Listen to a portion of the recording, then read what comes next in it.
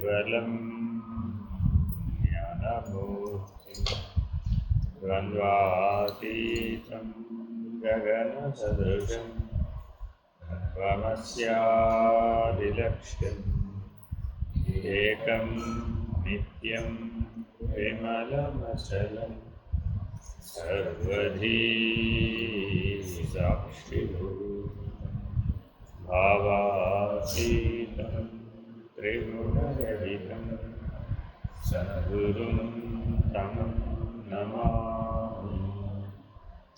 నమో బ్రహ్మాదిభ్యో బ్రహ్మ విద్యా సాంప్రదాయకర్తృభ్యో వంశ ఋషిభ్యో మహాభ్యో నమో గురుభ్యః. సర్వోపప్లవరహిత ప్రజ్ఞానఘన ప్రత్యగర్భో బ్రహ్మైవాహమస్మి. అహం పదార్థరహితః సదాశివసమారంభాః వ్యాసశంకరమధ్యమాम् అస్మదాచార్యపర్యంతాం వందే గురుపరంపరాం. హరి ఓం. శ్రీ గురుభ్యో నమః. హరి ఓం. ఓం నిర్భయానందాయ విద్మహే అచలపరిపూర్ణాయ ధీమహి తన్నో పరాత్పరః ప్రచోదయాత్. ఓం సాయీశ్వరాయ విద్మహే సత్యదేవాయ ధీమహి తన్నః సర్వః ప్రచోదయాత్.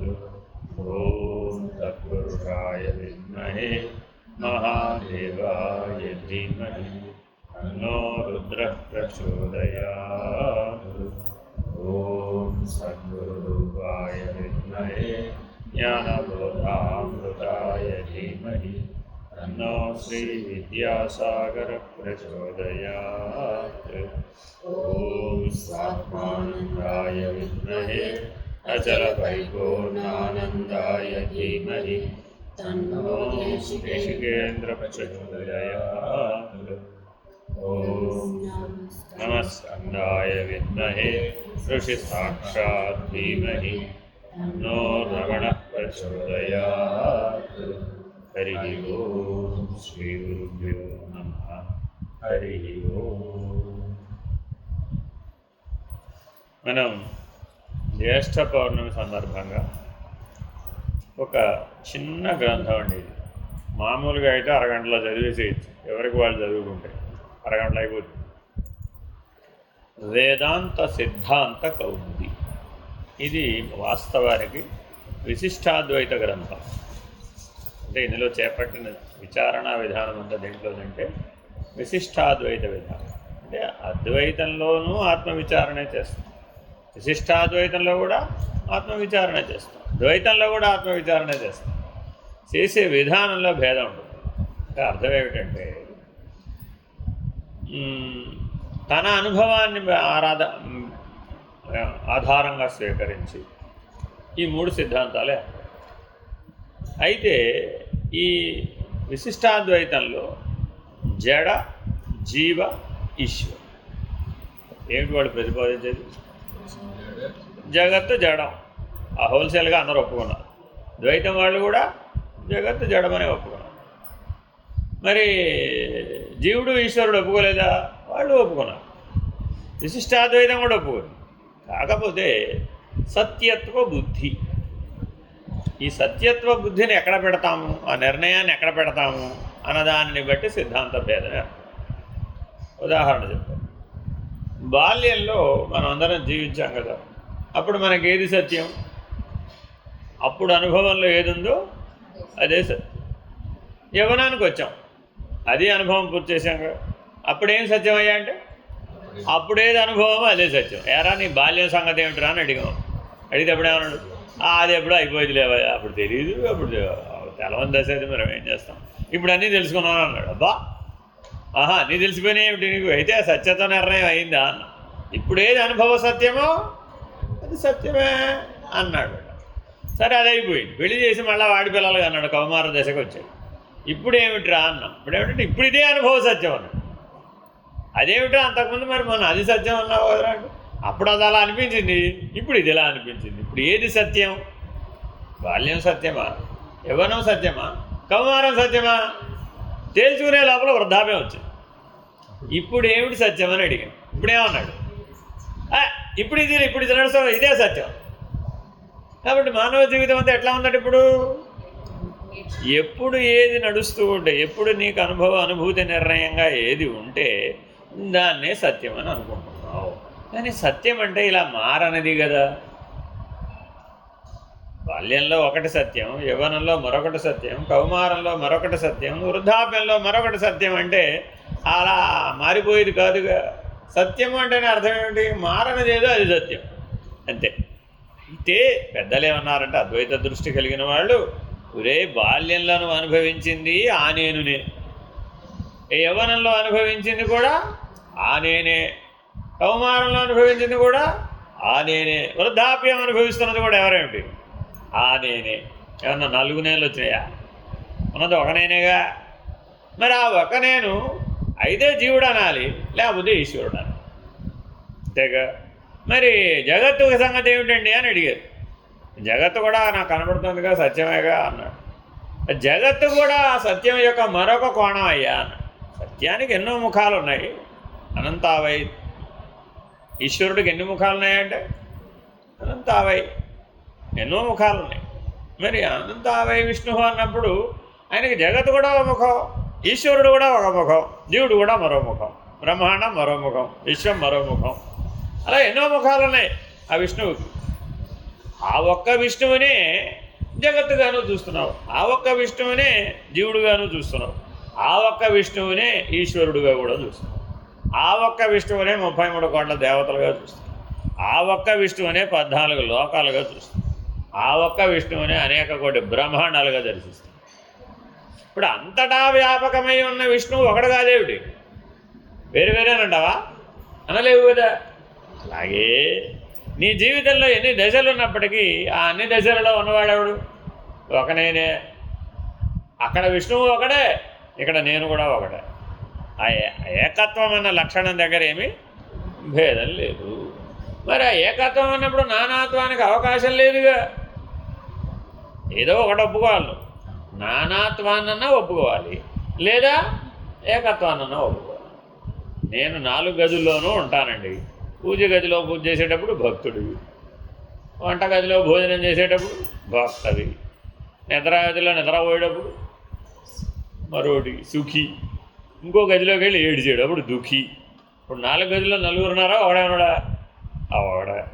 ఆ మనసు, బుద్ధి, చిత్తము, అహంకారము అనేవి 4 ఉన్నాయి కదా. 4 ఎక్కడ ఉన్నాయ్యా? ఒక్క మనసే.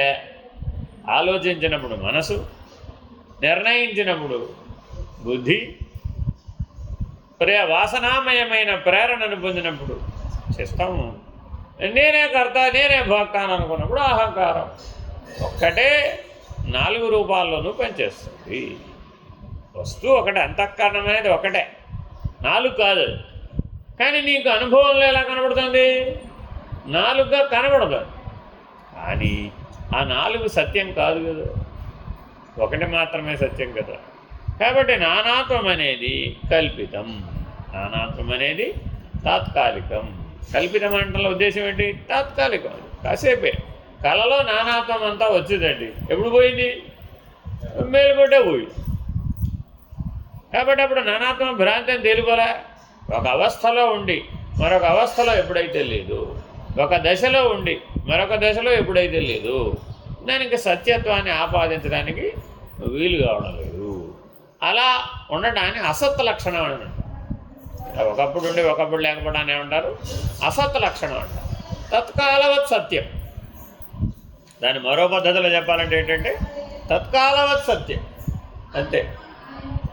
అందువలన శుద్ధాద్వైతం వాళ్ళు ఏమన్నారంటే, ఎవరు ఎన్ని చెప్పినా అవన్నీ ఆ ఏకత్వంలో భాగం. వీళ్ళందరూ అమ్మాయిలా, అమ్మలా, అమ్మలగానే అమ్మలా అంటే ఏం చెప్తావు? దేహబుద్ధి. అందుకనే హనుమంతుడు సమాధానం చెప్పాడు, దేహబుద్ధ్యాత్ తవదాసోహం, జీవబుద్ధ్యాత్ త్వదంశక, ఆత్మబుద్ధ్యాత్ త్వమేవాహం. నీకు నాకు భేదం లేదు. అప్పుడు ఏకత్వమే. కాబట్టి నువ్వు విచారం చేయాలా అక్కర్లేదా? ఇప్పుడు మరి జగత్తుని విచారణ చేయాలి, జీవుడిని విచారణ చేయాలి, ఈశ్వరుని కూడా విచారణ చేయాలి. చేసి మూడిటిలోనూ ఉన్న తత్వం ఒకటైనా నిర్ణయించావనుకో, అది అద్వైతం. మూడు వేరువేరే అన్నావు, అప్పుడు విశిష్టాద్వైతం. మూడు సత్యమే, మూడు వేరువేరే, అదేమిటి? విశిష్టాద్వైతం. ఆ జడ జగత్తు సంగతి మనకు ఎందుకులేండి, చైతన్యం సంగతి మాట్లాడుకుందాం. ఆ చైతన్యం అయితే జీవుడు లేకపోతే ఈశ్వరుడు. చైతన్యానికి రెండే ముఖాలు ఉన్నాయి, అయితే జీవుడు లేకపోతే ఈశ్వరుడు. ఆ వాళ్ళిద్దరిని పడించుకోండి చాలా అన్నాడు ద్వైతం. కాబట్టి జాగ్రత్తగా ఇప్పుడు మనం ఈ గ్రంథం ద్వారా, ఏమిటి గ్రంథం పేరు? వేదాంత సిద్ధాంత కౌముది అనే దాని ద్వారా జీవ జడ ఈశ్వర విచారం చేస్తాం. మొట్టమొదటిది జీవ పరిచ్ఛేదం. నిఖిల వేదాంత ప్రసీదాని తత్వాని త్రీణి. అన్ని వేదాంతములు ఎందును ప్రసిద్ధములకు తత్వములు మూడు. చూడండి ఎత్తుకుంటూనే తత్వం ఒకటండు, తత్వాలు ఎన్నట? మూడు. అదేమిటండి అంటే మూడు తత్తులు ఉండాలి, మూడు త్వములు ఉండాలి. మూడు తత్వాలు ఉంటే ఎక్కడన్నా తత్తులు మూడు ఉంటాయిటమ్మా. తద్బ్రహ్మ, తత్తెవరు? బ్రహ్మము, ఈశ్వరుడు, ఆత్మ, నేను. మరి అది మూడు ఉంటాయి ఎక్కడన్నా? నేను చెప్పేది అలా కాదయ్యా. ఏది నువ్వు తత్తు అనుకుంటే నువ్వు అప్పుడు తొమ్మేగా. బాల్యంలో ఉన్నాడండి, అప్పుడు ఓ తొమ్మ ఉందా లేదా? అప్పుడు నేనని అంటున్నావా లేదా? ఆ నేను యవ్వనంలో లేడుగా. యవ్వనంలో తొమ్మన్న వాడు ఎవడైతే ఉన్నాడో వాడు మరి కౌమారంలోకి వచ్చేప్పటికి లేడుగా. కౌమారంలో ఎవడైతే అనుభవిస్తూ తొమ్మంటున్నాడో ఈ తొమ్ము వృద్ధాప్యంలోకి వచ్చేటప్పటికి లేడుగా. ఎక్కడికక్కడ తొమ్ము వేరుగా కనబడుతున్నాడుగా. ఆ అనుభవం ఉన్నవాడు ఇక్కడ లేడు, ఈ అనుభవం ఉన్నవాడు అక్కడ లేడు, ఆ అనుభవం ఉన్నవాడు అక్కడ లేడు. ఇంకో ఉదాహరణ చెప్తాడు. మెలకువలో ఉన్న అనుభవం కళలో లేదు, కళలో ఉన్న అనుభవం నిద్రలో లేదు, నిద్రలో ఉన్న అనుభవం మెలకువలో లేదు. కాబట్టి మూడు తోములు ఉన్నాయండి. మూడు తోములు ఉన్నాయా లేదా? మెలకువలో విశ్వడు, కళలో తైజసుడు, నిద్రలో ప్రాంగ్యుడు. నువ్వే మూడు పేర్లు ఇట్టేవుగా మరి తత్వాల్లో. అందరిలో ఎవరు సామాన్యంగా గమనించామండి, ప్రతివాడిలో మెలకువలో ఉన్నవాడు కళలో ఉన్నాడా? మెలకువలో ఉన్న అనుభవం కళలో లేదు, కళలో ఉన్న అనుభవం నిద్రలో లేదు, నిద్రలో ఉన్న అనుభవం మెలకువలో. ఇప్పుడు మరి ముగ్గురు ఉన్నారా లేదా? ఉన్నారుగా. విశ్వడు, తైజసుడు, ప్రాంగ్యుడు. ప్రాంగ్యుడు విశ్వడు అవటం లేదు, విశ్వడు తైజసుడు అవటం లేదు, తైజసుడు ప్రాంగ్యుడు అవటం లేదు. వీడు ఆ అవస్థలో లేడు, వాడు ఆ అవస్థలో లేడు, వాడు ఈ అవస్థలో లేడు. ఉన్నాడా? లేడుగా. వాడు ఆ పరిమితి మేరకే ఉన్నాడు, వీడు బాల్యం మేరకే ఉన్నాడు, వాడు యవ్వనం మేరకే. ఎవరి జీవితమైనా చూడండి, బాల్యం మేరకే వీడు ఇలాగే ఉన్నాడు, యవ్వనం మేరకు వాడు అలాగే ఉన్నాడు. కొద్ది మార్పులు చేర్పులు ఉంటాయి అంతే. అదే కౌమారంలో అప్పుడు అంతే. సృష్టి ధర్మం ఏం మారలేదు, ప్రకృతి ధర్మం ఏమైనా మారిపోయిందా? మారలేదు. అంతేనా కదా. కానీ వాడు వాడి అనుభవనీయ ప్రపంచం, వాడు వాడి అనుభవనీయ వ్యవహారం, ఏ అవస్థకు ఆ అవస్థ మారిపోతుందో లేదు. మెలకువలో ఉన్న వ్యవహారం కళలో లేదు, కళలో ఉన్న వ్యవహారం నిద్రలో లేదు, నిద్రలో ఉన్న వ్యవహారం మెలకువలో లేదు. అరే వ్యవహారం కూడా భేదం వచ్చేసింది, వస్తు భేదం వచ్చేసింది, వ్యవహార భేదం వచ్చేసింది, అనుభవ భేదం కూడా వచ్చేసింది, నిర్ణయ భేదం కూడా వచ్చేసింది. 4 భేదాలను ప్రతిపాదించారు. ఏమిటండి అవి? వస్తు భేదం, నిర్ణయం, వ్యవహార భేదం, నిర్ణయ భేదం, అనుభవ భేదం, లేదా అనుభవ భేదం, నిర్ణయ భేదం, వరుస క్రమంలో. మరి ఇప్పుడు ఈ 4 మనం నిత్య జీవితంలో మనం ప్రతి మానవుడు తన అనుభవంలో ఇలా కలిగి ఉన్నాడా లేదా? ఉన్నాడుగా. మరి అనుభవించేది భ్రాంతి అని అంటావేమిటి? నాకు ఆకలేసింది భ్రాంతి, నేను అన్నం తిన్నాను కలిగిన సంతృప్తి భ్రాంతి, నేను అలసిపోయాను భ్రాంతి, నేను నిద్రపోయాను విశ్రాంతి భ్రాంతి, పునశ్చైతన్యవంతుడు అయ్యాను మంచిగా బాగా మళ్ళా శక్తి వచ్చింది, అది కూడా భ్రాంతే అంటావా? సత్యత్వంగా తోస్తుందిగా, అనుభవంలో అది సత్యత్వంగా తోస్తుందిగా. మరి ఇప్పుడు ఈ అనుభవ సత్యాన్ని కాదని సిద్ధాంత సత్యాన్ని మాత్రమే ఒప్పుకుంటావే? అది నాకు అనవసరం. ఇది అనుభవ సత్యం అండి. మీరు చెప్పే అద్వైతం ఏమిటి? సిద్ధాంత సత్యం, సైద్ధాంతిక సత్యం. ఎందుకని? సూర్యుడిలో ఏ చైతన్యం ఉందో నీలో కూడా ఆ చైతన్యమే ఉంది అన్నామా లేదా? సింహంలో ఏ చైతన్యం ఉందో చీమలో కూడా ఆ చైతన్యమే ఉంది అన్నాం. అది అద్వైతం. అర్థమైందా? కానీ వస్తుభేదం ఉందా లేదా? ఉందా? అవునమ్మా. అసలు నువ్వు చూసినా చూడకపోయినా సింహము చీమ వస్తుభేదం ఉందా లేదా? చీమ ఎంత ఉంది? ఎంత? ఏనుగు ఎంత ఉంది? కొండ అంత. ఎన్ని చీమలు అయితే ఏనుగు అవుతుంది? ఎప్పటికీ లెక్క చెప్పలేం. వస్తుభేదం ఉందా లేదా? వ్యవహార భేదం ఉందా లేదా? చీమకి పంచదార కణమే మొయ్యలేక మోస్తుంది. మరి సింహం ఏనుగును కొడుతుంది. మరి వస్తుభేదం ఉందా లేదా? వ్యవహార భేదం ఉందా లేదా? ఈ చీమ వెళ్ళి ఏనుగుని ఎప్పుడు కొట్టాలి? కొడుతుందంటావు ఎప్పటికన్నా? తన జీవితకాలం ప్రయత్నించిన 1000 జన్మలు ప్రయత్నించండి చీమగా, ఎప్పటికైనా ఏనుగుని సింహాన్ని కొడుతుందా? కాబట్టి వ్యవహార భేదం ఉందా లేదా? నెక్స్ట్ అనుభవ భేదం. చీమకి ఇల్లు ఎంత కావాలి? దాని సైజుని బట్టి, అంతేనా కదా? ఏనుగుకి సింహానికి ఎంత కావాలి? మరి దాని అనుభవ భేదం ఉందా లేదా? చీమలు ఆయుర్దాయం, వాటి ఆయుర్దాయం. మరి వాటి వ్యవహార భేదం ఉందా లేదా ఇప్పుడు? కాబట్టి వస్తు భేదం ఉంది, వ్యవహార భేదం ఉంది, అనుభవ భేదం ఉంది, నిర్ణయ భేదం ఉంది. సృష్టిలో ఏ అంశంలో అయినా చూడు, 84 లక్షల జీవరాశులంతటా ఉన్నది ఒకే చైతన్యం అయితే ఈ 4 భేదాలు ఉన్నాయా లేవా? సరే, ఈ 4కి మరో 3 జోడించారు. ఏమిటవి? స్వగత భేదం, విగత భేదం, స్వగత సజాతీయ విజాతీయ స్వగత భేదం. అర్థమైందండి? ఈ 3 భేదాలను కూడా ఈ 4కి జోడించాడు. ఈ 7 భేదాలని విమర్శించి చెప్తాడు అన్నమాట విశిష్టాద్వైతం. ఎందుకు ఇది నేర్చుకోవాలి? మేము అద్వైతం నేర్చుకున్న వాళ్ళు ఇప్పుడు మా బుర్రచెడ కొట్టదు బాబు. అంటే అద్వైతం అందుకోలేకపోవడానికి ఆక్షేపణ ఈ 7. మీరు ఎంత ప్రయత్నించినప్పుడు ఇప్పుడు పొద్దున వచ్చేయమంటుంది, నేను ఎంత ప్రయత్నించినా స్థిరంగా ఉండలేదండి. ఎందుకు ఉండలేదమ్మా? ఈ 7 ఉన్నాయి కాబట్టి. ఈ 7 నీ బుద్ధిలో స్థిరంగా ఉన్నాయి కాబట్టి ఈ 7 నీకు సత్యం అనిపిస్తూ ఉంటుంది. ఇది కాదమ్మా అంటే నేను ఒప్పుకోరండి అట్టు. కాబట్టి ఇప్పుడు నీ బుద్ధిని ఎవరు ఓడించాలి? నువ్వే ఓడించాలి. ఎవరు ఓడిస్తారు? ఆ బుద్ధి దేంతో తయారైంది? ఇప్పుడు ఈ 7 భేదాలతో తయారై. ఏమిటండి అవి? వస్తు భేదం, వ్యవహార భేదం, అనుభవ భేదం, నిర్ణయ భేదం, సజాతీయ భేదం, విజాతీయ భేదం, స్వగత భేదం. ఈ 7 భేదాలని ఎవరైతే అద్వైత విచారణతో, ఆత్మ విచారణతో నిరసించగలుగుతారో వాడు ఆత్మనిష్టని, ఆత్మానుభవాన్ని పొందుతాడు. ఈ 7ంటిని ఒప్పుకున్నంతసేపు వాడు అద్వైతంలో చెప్పేటటువంటి ఆత్మానుభవాన్ని నిలుపుకోలేడు. ఎందుకు మానవుడు ధ్యానం చేసినప్పుడు, యోగం చేసినప్పుడు, సమాధి నిష్టలో ఉన్నప్పుడు 6 గంటో, ఆ గంటో, ఆ 3 గంటలో బాగానే ఉన్నట్టు కనపడినప్పటికీ కదిలి మళ్ళీ వ్యవహారంలోకి రాగానే ఆ ఆత్మానుభవం చెదిరిపోతుంది. ఎందుకని? ఈ 7 వచ్చి కూర్చున్నాయి. కదలగానే ఏమేమి వచ్చినాయట? వస్తువు కదిలింది, వ్యవహారం కదిలింది, అనుభవం కూడా వచ్చేసింది, నిర్ణయం కూడా వచ్చింది. ఇంకేమొచ్చింది?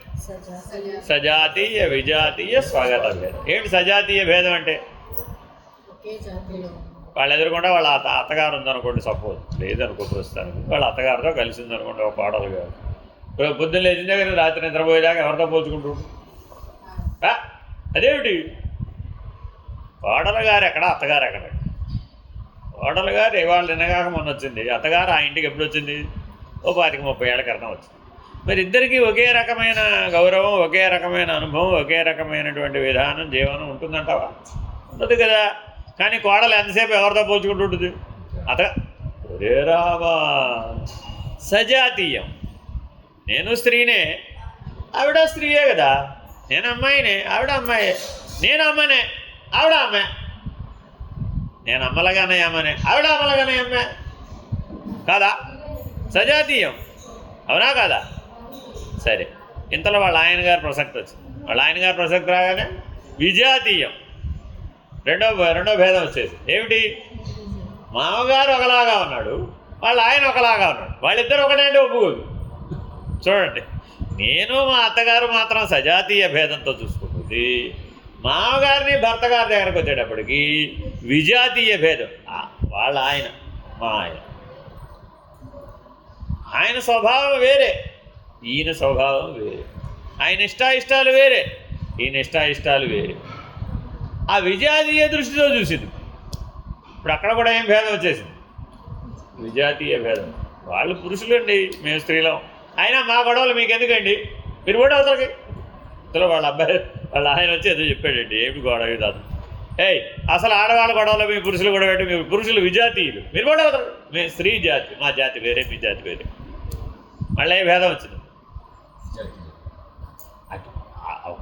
ఒకే సజాతీయంలో కూడా ఏం చూసింది, అత్తా కోడలు వేరు వేరే. ఆవిడ అత్తగారండి, ఓ ఇంటికి ఆవిడకి పెద్ద గౌరవం. ఇప్పుడు కాళ్ళు నొక్కాలి, చాలా సహాయం చేయాలి, సేవలు చేయాలి, అన్నఒడి పెట్టాలి, ఇట్లా పెద్ద మరి ఆవిడే. మీరు అప్పుడు సజాతీయ భేదం లోపల బాధపడుతుందా లేదా? మరి అప్పుడు సమత్వం రమ్మంటే వస్తుందా? సజాతీయంలోనూ రాలేదు, విజాతీయంలోనూ రాలేదు. సరే, ఇక్కడ దాకా కథ బాగానే ఉంది. స్వాగతం, తనలో తనకే భేదం వచ్చేసింది. ఎందుకని? మనసు ఒకలాగా చెప్పింది, బుద్ధి ఒకలాగా చెప్పింది, ఈ లోపల చిత్తం ప్రవేశించింది, చిత్త వృత్తి వాసనామయంతో మరొకలాగా చెప్పింది. మరి ఇప్పుడు ఈ మూడిట్లో దేని ఫాలో అవ్వాలి? నాకేది సుఖమో నేను అది ఫాలో అవుతాను అన్నాడు అహంకారం వాడించి. 3 ఒపీనియన్లు తీసుకుని ఏమన్నాడు, నాకేది సుఖమో అది చేస్తా. మనసు చెప్పింది సుఖం అనుకోండి, దానికి ఓటేస్తాడు అహంకారం. లేదు, బుద్ధి చెప్పింది సుఖం అనుకోండి, దానికి ఓటేస్తాడు. లేదు, వాసనామయమైనటువంటి చిత్తవృత్తి సుఖంగా ఉందనుకోండి, అప్పుడు ఈ అహంకారం వచ్చి వాడితో చేరాడు. అప్పుడు బలం ఎవరికి పెరిగింది? వాడెవరితో చేరితే వాడికి బలం పెరిగింది. చూడండి, దీన్ని ఏమన్నారు? స్వగత భేదం. అర్థమైందండి? ఇలా మన జీవితం జరిగిపోతుందట. పొద్దున్న లేచిన దగ్గర నుంచి రాత్రి నిద్రపోయే వరకు, పుట్టిన దగ్గర నుంచి పోయే వరకు మానవ జీవితం మొత్తం మీద ఉన్నవేమిటయ్యా అంటే వస్తుభేదం, వ్యవహార భేదం, అనుభవ భేదం, నిర్ణయ భేదం, సజాతీయ భేదం, విజాతీయ భేదం, స్వగత భేదం. ఈ 7 భేదాలని ఆత్మజ్ఞానంతో ఎవరైతే నిరసిస్తారో వాడు ఆత్మనిష్ఠుడవుతాడు. అందుకని ఈ వేదాంతం మొత్తం అంతా కూడా ఇప్పుడు ఎవరు చుట్టూ తిరుగుతుందట? అయితే ప్రపంచం, లేకపోతే జీవుడు, లేకపోతే ఈశ్వరుడు. 3 తత్వాలు ఉన్నాయి. ప్రపంచం సృష్టి అంతా ఏర్పడిందా లేదా? మరి అదో తత్వం, పంచభూతాత్మకమైనటువంటి ప్రకృతితో కూడిన తత్వం అంతా ఒకటి. రెండోది ఎవరు? అధిష్టానమైన ఈశ్వరుడు.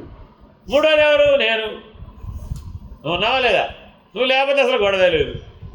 కానీ మరి ఇప్పుడు నేను ఉన్నాను కదా, కాబట్టి ఎన్ని తత్వాలు ఉన్నాయి వేదాంతాలను విచారణ చేశాడని? 3. ఈ జగత్తు, సృష్టి, ప్రపంచం, ప్రకృతి అనేటటువంటి తత్వం ఒకటి. రెండవది అధిష్టానమైన ఈశ్వరుడు. మూడవది ఆశ్రయమైన నేను, జీవుడు. అర్థమైందండి? కాబట్టి నిఖిల వేదాంత ప్రసిద్ధములైన తత్వములన్నీ 3. అవేమిటో చెప్తున్నాడు. చిత్ అచిదీశ్వర, చిత్ అచిత్ కలిపేశాడమ్మా.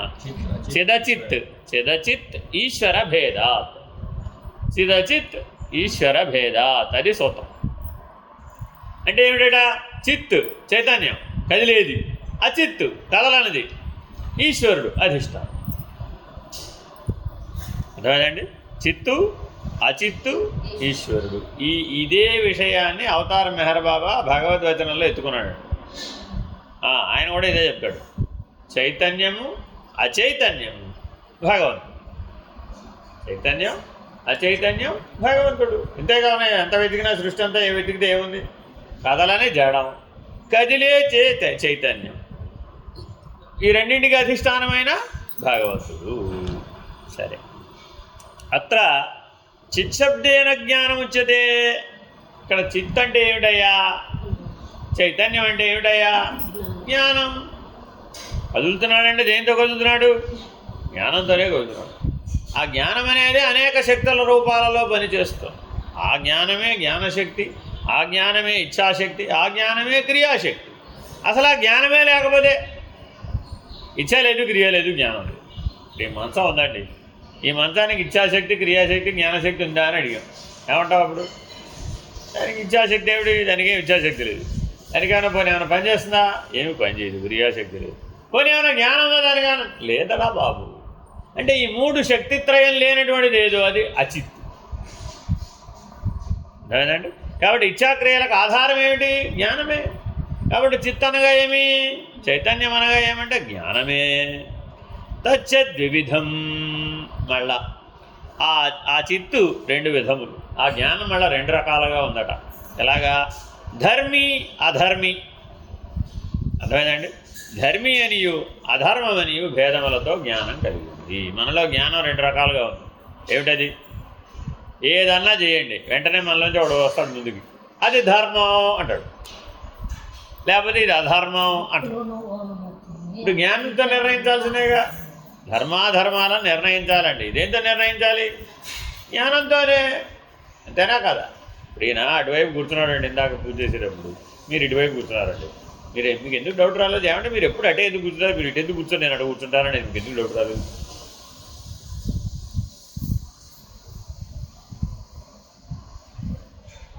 అడగచ్చుగా నువ్వు. ఏమయ్యా నువ్వు ఎప్పుడు అక్కడ ఎందుకు కూర్చోవాలి, నేను అడుగు కూర్చున్నా మీరు ఇటు రండి అనొచ్చుగా. అడిగావా? అడగలేదు. ఎందుకు అడగలేదు? అడగడం అధర్మం. ఆల్రెడీ ఆయన ముందు వచ్చి కూర్చొని బ్రహ్మస్థానంలో కూర్చోండి అమ్మా అని చూపెట్టాడు, గైడ్ చేస్తున్నాడు. గైడ్ చేస్తున్నప్పుడు ఆయన ఎవరు? బ్రహ్మస్థానం కదలసం కదా, కదల్చకుండా ఉంటుందనే బ్రహ్మస్థానం అంటాం. అది ధర్మం. కదిలేది జీవస్థానం. చరస్థానం ఏది? జీవస్థానం. అది కదులుతోడు. అందుకని అది దానికి ధర్మం. ఇటు తడి చేద్దాం, అటు తిడి చేద్దాం, అది అధర్మం. ఎందుకని? పూజ ద్వైతం కదా. మరి పూజ ఇద్దరు ఉండాలి, చేయించేవాడు ఉండాలి, చేసేవాడు ఉండాలి. లేదు పూజ చేసేవాడు, పూజలు అందుకునేవాడు, ద్వైతమేనా కదా. అందులో మరి ఒకటి స్థిరంగా ఉండాలి అవుదా? అదేమిటి? బ్రహ్మస్థానం. అది ధర్మం. ఇప్పుడు జ్ఞానం ఎన్ని విధాలుగా ఉంది. ఇప్పుడు ధర్మము అధర్మము. ధర్మమని అధర్మమని ఆ చిత్తు ద్విధంబులు. చూడండి, ఇదంతా మన జీవితం మీదే మాట్లాడుతున్నాడండి. ప్రతి అనుక్షణం మీరు సమాధి నిష్టలో ఉన్నప్పుడు ఇవేమీ తోచవు. గాఢ నిద్రావస్థలో ఉన్నప్పుడు కూడా ఇవే ధర్మాధర్మాలు తోస్తాయా? తోచవు. గాఢ నిద్ర పోయేవాడు కాలు కుడివే పెట్టాలంటావు, ఎడమవై పెట్టాలంటావు. జ్ఞానమే లేదు అక్కడ. గాఢ నిద్రలో జ్ఞానం లేదు. మరి అప్పుడు ఏమైనట్టు? కాలు కుడివై పెట్టాడు, ఎడమవై పెట్టాడంటే రామా. శవాసనానికి కాలు ముడుచుకోవాలంటావా, కాలు బాగా బాధాలి రాబా. తెలివి లేదండి బాబు. అచిత్తు. అప్పుడు ఏమైపోయింది? అది అచిత్తు, జడం. జడానికి కుడి ఏమిటి, ఎడమేమిటి? కుడి ఎడమ చెప్పాలంటే జ్ఞానం ఉండాలి. కాబట్టి ప్రతి దాంట్లో ద్వైతంలో ధర్మాధర్మములు ఇలా ఎన్ని ఉన్నాయి? బోళ్ళు ఉన్నాయి. న్యాయాన్యాయములు, సదసత్తులు, నిత్యానిత్యములు, ఆత్మానాత్మలు, సదసత్తులు, కార్యకారణములు, దృగ్దృశ్యములు. ధర్మాధర్మములు, న్యాయాన్యాయములు వ్యవహారంలోకి వచ్చేటప్పుడు చూడండి. ఇప్పుడు అసలే మీ బంధువులు అంటే ఏదో జరుగుతుంటేనే వెళ్ళటం ధర్మమేనంటావా కాదు అని వాళ్ళు ఆయన పట్టుకున్నారు. అక్కడక్కడ మన బంధువులు అంటే మనకి ఏదో అక్కడ గొడవ జరుగుతుంది, ఏదో వ్యవహారం జరుగుతుంటే నువ్వు ఆ వ్యవహారానికి రాకుండా నా గురువు గారో, నా పౌర్ణమో, నా సత్సంగమో, నా సమాధం అంటూ ఇక్కడికి పోతావా? ఏది నీకు ధర్మం అన్నాడు. సమాధానం చెప్పాలంటే ఇప్పుడు జ్ఞానంతో చెప్పాలా, అజ్ఞానంతో చెప్పాలా? జ్ఞానంతోనే చెప్పాలి. ఇప్పుడేం చెప్పాలి? ఎలా చెప్పాలి మరి సమాధానం? నాకు మోక్షమే లక్ష్యం, నాకు ఆత్మజ్ఞానమే లక్ష్యం, నాకు బ్రహ్మజ్ఞానమే లక్ష్యం, నాకు కాబట్టి ఇదే ప్రధానం. అక్కడ నేను చేసే కర్తవ్యం ఏమీ లేదు, ఊరికి అటెండెన్స్ చేసుకోవడమే. వాళ్ళు పెట్టినవన్నీ గారెలు బుర్రలు తిందేవాడు. అంతేనా కదా? జీవితంలో ఎన్నిసార్లు చేసినా దానికి ఏమైనా ఫలితం ప్రయోజనం ఏమైనా ఉందా? తత్కాలవత్తు. కావాలంటే బ్రహ్మాండంగా శరీరం పెరుగుతుంది, తర్వాత తగ్గించుకోవడం నానా కష్టాలు పడాలి. సో కానీ బంధుత్వం నిలబడుతుంది. వెళుతూ రాకపోకలు ఉంటేనే కదా బంధుత్వం ఉండేది. రాకపోకలు లేకపోతే బంధుత్వం ఉండదు. వ్యవహారానికి బంధుత్వం కావాలా వద్దా? చూడండి, ధర్మాధర్మాలను నిర్ణయించాలంటే వెనక ముందులు ఎట్లా ఉన్నాయి ఇవన్నీ. కాబట్టి ఇదంతా నిర్ణయం చేయాలంటే నువ్వు ఏ లక్ష్యంతో చెప్తున్నావో చూడాలి. అంటే లక్ష్యాన్ని ప్రధానంగా పెట్టలేదనుకోండి, అప్పుడు ఈ చిక్కులో చిక్కుకుపోతారు. అందుకనే ద్వైతానికి పరిష్కారం లేదు.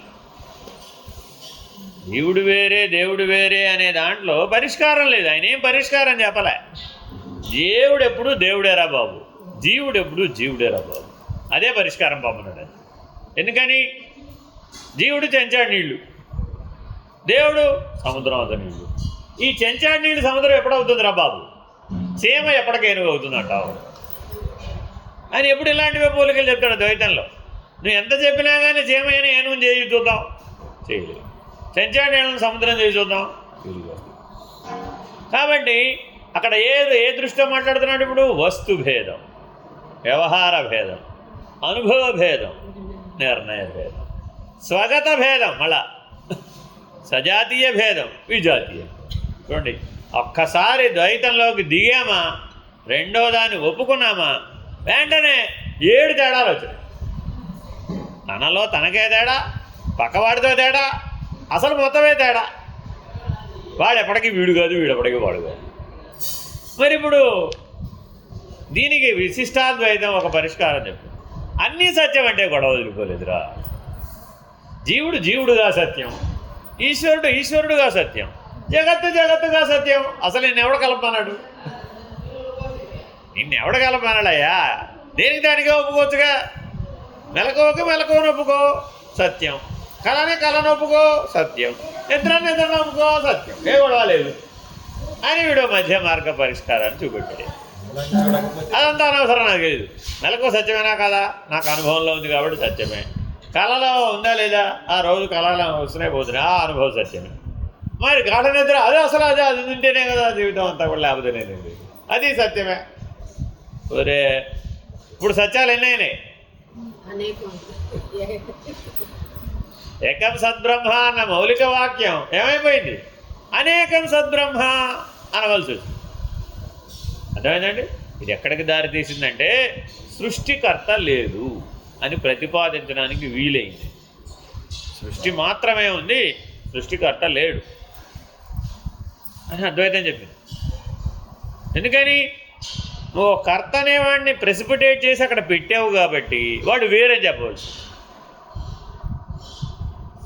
దీనికి ప్రత్యేకంగా ఒకడు ఉన్నాడండి, అధిష్టానం, వాడు ఉన్నాడు, వాడు వేరే అన్నావు కదా. ఈ ద్వైతంలోనూ విశిష్టాద్వైతంలో వాడిని ఎప్పటికీ ఇందులో కలపకపోయేటప్పటికి ఏమైపోయింది? వేరైపోయింది. వేరైపోతే ఏమైపోయింది? వాడి కూడా కర్తృత్వం వచ్చి కూర్చుంది. ఈశ్వరుడు కూడా కర్తృత్వం వచ్చి కూర్చుంది, ఆత్మ కూడా కర్తృత్వం వచ్చి కూర్చుంది, బ్రహ్మమున కూడా కర్తృత్వం వచ్చి కూర్చుంది. మరి కర్తృత్వం అంటే భోక్తృత్వం ఉండదు. వాడు కూడా నీలాగానే ఏడుస్తాడు. బాగుంది, ఎన్ని కథలో పురాణాలు పుట్టేసినాయి. ఆ సతీదేవి అక్కడికి పోయిందట, అదేదో యోగాగ్నిలో వాసం అయిపోయినట. ఆ తర్వాత ఈశ్వరుడు ప్రళయతాండవం చేశాట, విషాదంతో వాళ్ళ ఆవిడ పోయింది. పోతుంది అన్యాయం పడుగాను. ఆ దేవతలందరూ వెళ్ళి ఈశ్వరుని ప్రార్థించారు. ఏమయ్యా ఆపోయా బాబు, మీ ఆవిడ పోతే పోయింది, మళ్ళా తెస్తాను లేవయ్యా, ఆవయ్యా బాబు అని మన్ని ఓదార్చినట్టు ఈశ్వరుని కూడా ఓదార్చారు. నారాయణ నారాయణ. ఇప్పుడు జీవుడి కథలను ఎవరికి పెట్టాము? మరి ఇప్పుడు ఈశ్వరుడు సర్వవ్యాపక లక్షణం ఏమైపోయినట్టు? సర్వసాక్షిత్వ లక్షణం ఏమైపోయినట్టు? సర్వకర్తృత్వం, సర్వభోక్తృత్వం, సర్వహర్తృత్వం. మరి అవి కదా ఆయన లక్షణాలు నువ్వు చెప్పింది. అవి ఉన్నవాడు ఇలా ఎందుకుంటాడు? ఆయన అనుభవ భేదం ఆయనకు వేరే, నీ అనుభవ భేదం నీకు వేరే. సజాతీయ భేదం, విజాతీయ భేదం. నువ్వు ఈశ్వరుడు కాదు ఎప్పటికీ, ఆయన విజాతి. జీవుల మధ్య భేదం, సజాతీయ భేదం. జీవుడికి జీవుడికే భేదం, స్వగత భేదం, వస్తు భేదం, అనుభవ భేదం, వ్యవహార భేదం, నిర్ణయ భేదం. ఒక్కసారి అనేకత్వాన్ని ఒప్పుకోగానే, నానాత్వాన్ని ఒప్పుకోగానే ఎన్ని తగాదాలు వచ్చిపడ్డాయండి? 7 తగాదాలు వచ్చాయి. అందుకని మన బుద్ధి 7 తగాదాల మధ్యలో, 7 గొంతుల సందు మధ్యలో మనసు గెరగెరా గెరగెరా తిరిగిపోతుంది. ఇదే 7 గొంతుల సందు అంటే. ఒక్కసారి నువ్వు ఆత్మస్థానంలో నుంచి పక్కకు జరిగి, జ్ఞాతస్థానంలో నుంచి పక్కకు జరిగి మనసును ఒప్పుకున్నామండి. ఒప్పుకోగానే ఏమైపోయింది? 7 గొంతుల సందు వచ్చింది. 7 గొంతుల సందులో ఒకటి చెప్తే దానికి ఇంకోటి అడ్డం వస్తుంది. ఏమంటే క్యాబేజీ కూర వాళ్ళు చేద్దామంటాం అని మీ ఆయన అడిగే ఉన్నాం. ఆయన ఏమన్నాడు? క్యాలీఫ్లవర్ చేయమ్మా, ఎప్పుడు క్యాబేజీ ఏమిటి అన్నాడు. నువ్వేమన్నావు? పాడైపోతుందండి క్యాబేజీ, క్యాలీఫ్లవర్ రేపటికైనా ఉంటుంది, పాడవద్దు, ఇవాటి క్యాబేజీ చేస్తాం. నేను క్యాలీఫ్లవర్ చేయడం నువ్వు క్యాబేజ్ చేస్తానంటావు ఏమిటి? రెండు ఒక జాతి కదా. కానీ మరి వీళ్ళిద్దరు కొట్టుకుంటారే, అప్పుడేమై నువ్వు చెప్పింది ఎలా, నేను చెప్పింది ఎలా? ఇలాగా ఈశ్వరుడికి జీవుడికి మధ్య కూడా తగాదాలు వచ్చేసినాయి. జీవుడు ఈశ్వరుని శపించాడు మన పురాణంలో. ఎలాగమ్మా ఈశ్వరుని జీవుడు శపించగలుగుతాడు? వెళ్ళాడుగా భృగు మహర్షి, జీవుడేగా వెళ్ళాడు, త్రిమూర్తుల దగ్గరికి వెళ్ళాడు. అదేగా వెంకటేశ్వర స్వామి చరిత్ర. బ్రహ్మగారిని చెప్పించాడు, విష్ణువు గారిని చెప్పించాడు, ఈశ్వరుని చెప్పించాడు. దేవుడు మరి సరే, దేవతలు చెప్పించుకున్నారు. అయ్యో రామ, అదేమిటి? ఏదో బ్రహ్మగారు ఏదో స్వరం తప్పు చదివాడట, వీరభద్రుడేమో శిరస్సు గిల్లి పడేసేట. ఆ తర్వాత ఏమో ఆవిడ కోపం వచ్చేసిందంటే నీకేం పూజలు లేకుండా పోతాయి పో అని సరస్వతిదేవి చెప్పించేసిందంట. అదేమిటో భార్య గారు ఏమిటో, భర్త గారు చెప్పించడం ఏమిటో, దేవతలు చెప్పించడం, జీవులు చెప్పించడం ఏమిటో, ఈ శాపం ఏమిటో, అనుగ్రహం ఏమిటో, వరాలు ఇవ్వడం ఏమిటో, ఇది ఏమిటో రయ్యా బాబు, ఈ గొడవ ఎప్పటికీ తేలదయ్యా బాబు. ఎందుకని? 7 సందులో తిరుగుతూ ఉంటావు. ఎప్పుడైతే అద్వైతం అనే ఒకే ఒక పరిష్కారాన్ని మాత్రం మనం ఒప్పుకోకపోతే ఈ మొత్తం 700 సందులో తిరుగుతూ ఉండమే, ఎప్పటికీ పరిష్కారం ఉండదమ్మా దీంట్లో. అందుకే చూడండి, ధర్మం అనే వాళ్ళందరినీ కూడా ఏది అసలు ధర్మం అనేది వాళ్ళకి తెలియదు. ఆత్మధర్మమే స్వధర్మం. అందుకని పరమాత్మ తేలిగ్గా భగవద్గీతలో తేల్చేశాడు, స్వధర్మే నిధనం శ్రేయ పరధర్మో భయావహ. ఈ 7 భేదాలు ఎన్ని అట్టే పెట్టుకున్నప్పటికీ 7 భేదాల ద్వారా నువ్వు నిర్ణయం చేసిందంతా పరధర్మమే అవుతుంది. కానీ అది ధర్మమే, కానీ పరధర్మం, అది స్వధర్మం. మనం అద్వైతంలో కూడా ధర్మం అధర్మం అని తేల్చాం, స్వధర్మం పరధర్మం. అందుకని అధర్మం అన్న మాట ఉండదు ఇక్కడ. అందుకని ఇక్కడ ఏముంటాయి? స్వధర్మం పరధర్మం. తత్ర ధర్మీ జీవ, 6వ సూత్రం దాకా వచ్చేసాం. తత్ర ధర్మీ జీవ, చూడండి, ధర్మం చేసేవాడెవడో వాడే జీవుడు అన్నాడు. అంటే అర్థం ఏంటి? జడం ధర్మం ఎలా చేస్తుందండి? జడం ధర్మం చేయగలుగుతుందా? ఈ స్టూల్ ఉందండి, ఈ స్టూల్ ధర్మం చేయాలి, ఎలా చేస్తుంది? చేయలేదు. ఈ ఫ్యాన్ ధర్మం చేయాలి, ఎలా చేస్తుంది? చేయలేదు. ఒక శవం ధర్మం చేయాలి, ఎలా చేస్తుంది? చేయలేడు. కాబట్టి ధర్మం చేసేవాడెవడు? జీవుడు. కాబట్టి వాడి పేరేమిటి? ధర్మి. ధర్మం చేసే జీవుడి పేరేంటండి? ధర్మి.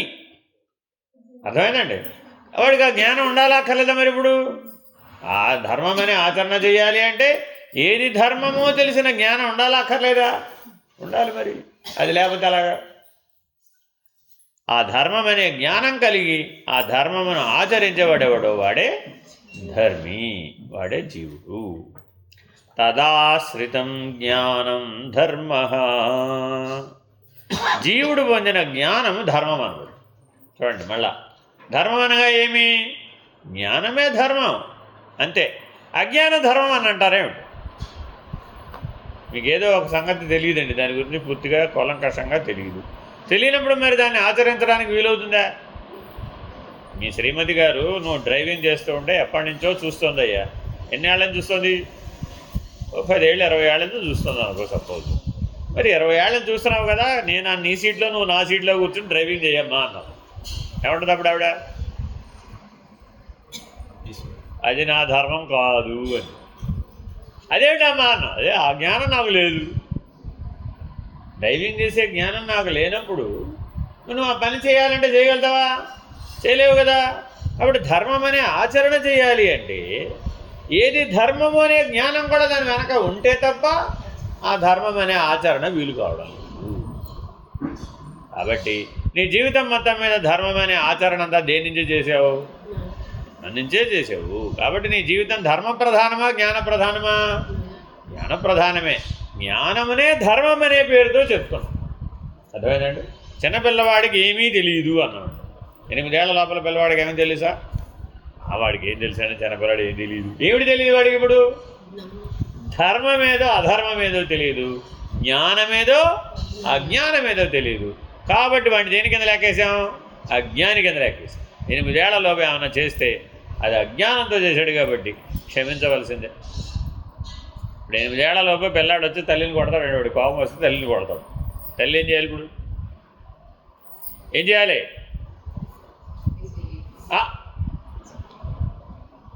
వాడు కొట్టాడమ్మా, గట్టిగా కొట్టాడు, గట్టిగా కొడితే ఏం చేయాలి? బాధ దెబ్బలు తగులుతాయి కదా, మరి తగలవేడు. 8 ఏళ్ల పిల్లలు కొడితే గట్టిగా తగులుతాయి, 8 నెలల పిల్లలు కొడితే తగలవు, కానీ 8 ఏళ్ల పిల్లలు కొడితే తగులుతాయి. అప్పుడు ఏం చేయాలి మరి తల్లి? అజ్ఞాని అని లోపల క్షమించాలి, లోపల క్షమించాలి. బయట ఏం చేయాలి? శిక్షణగా శిక్ష వేయాలి, శిక్షణగా శిక్ష వేయాలే కానీ శిక్షిస్తున్నాననే భావంతో శిక్షించకూడదు. శిక్షిస్తున్నాననే భావంతో శిక్షించామనుకోండి, అప్పుడు రాగద్వేషాలు తగులుకుంటాయి కదా, పెరిగి ప్రతీకార భావన బలపడిపోతుంది, కర్తృత్వ భోక్తృత్వాలు బలపడిపోతాయి. అందుకని జాగ్రత్తగా కర్తృత్వ భోక్తృత్వాలను తొలగించడానికి జ్ఞానం అని పేరు. మళ్ళా ధర్మం అంటే ఏమన్నాడు? జ్ఞానం. జ్ఞానం అంటే ఏమిటండి? నేను కర్త కాదు, నేను భోక్త కాదు అని ఏ తెలివితో అయితే నువ్వు చెప్పడానికి వీలవుతుందో దానికే జ్ఞానం అని పేరు. Very very important. చాలా చోట్ల జ్ఞానం జ్ఞానం జ్ఞానం అని రాస్తామండి. సాంఖ్య విచారణలో జ్ఞాత స్థానంలో జ్ఞానం అని రాసి ఉంటుంది. ఎందుకు జ్ఞానం అని రాశాడు? నేను కర్త కాదు, నేను భోక్త కాదు అని జ్ఞాత చెప్తున్నాడు కాబట్టి అది జ్ఞానం. మిగిలిన 24 నేనే కర్త అంటాయి. అప్పుడేమైపోయింది? అవే భోక్తత్వాన్ని కూడా పొందుతాయి. కాబట్టి 25 ఇంద్రియాలలో జ్ఞాత ఎప్పుడూ కూడా సాక్షిగా ఉన్నాడు, కర్త కాదు, భోక్త కాదు, జ్ఞానంతో ఉన్నాడు, స్వరూప జ్ఞానంతో ఉన్నాడు. మిగిలిన 24 మాత్రం నేనే కర్త అని చేస్తున్నాడు. చేసినప్పుడు ఏమైంది? నేనే భోక్త అని కూడా అనుభవిస్తూ ఉన్నాయి.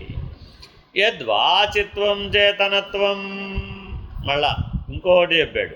చిత్వం అనగా చేతనత్వం అనియు చెప్పను. అంటే అర్థం ఏంటి? కదలని దానికి జ్ఞానం లేదు, కదలని దానికి జ్ఞానం లేదు, కదిలేదానికి మాత్రమే జ్ఞానం. అంటే ఈ సృష్టి అంతా ఎలా ఉందట?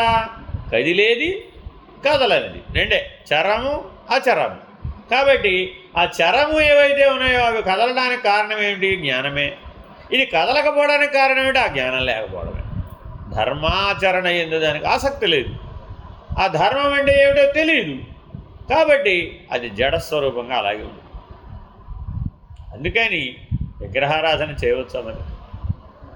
ఎలాగా? జడం కదా, నేను జ్ఞానం లేదు, అచరం కదా, అచరం కదా, అది కదలదు కదా, కాబట్టి అది అచిత్తు కదా. చిత్తచిత్తుల్లో అదేమిటది? అచిత్తు కదా.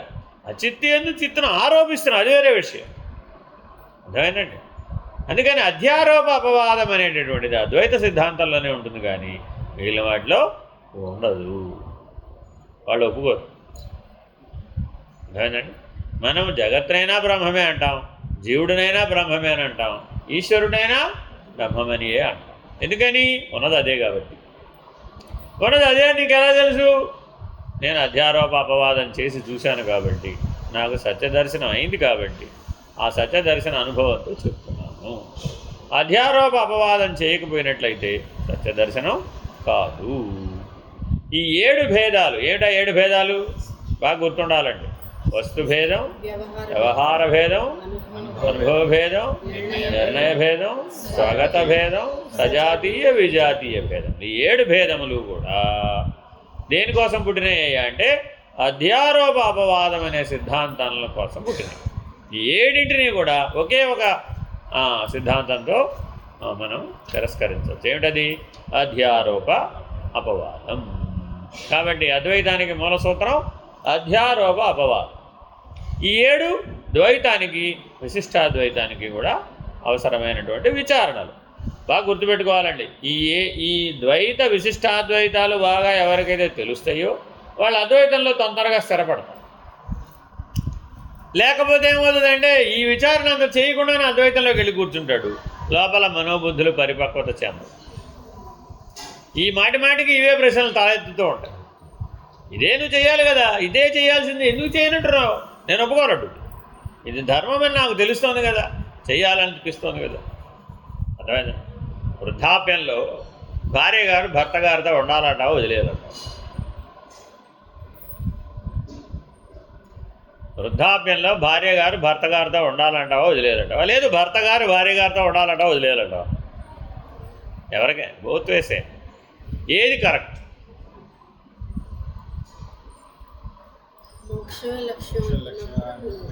అంటే అర్థం ఏంటి?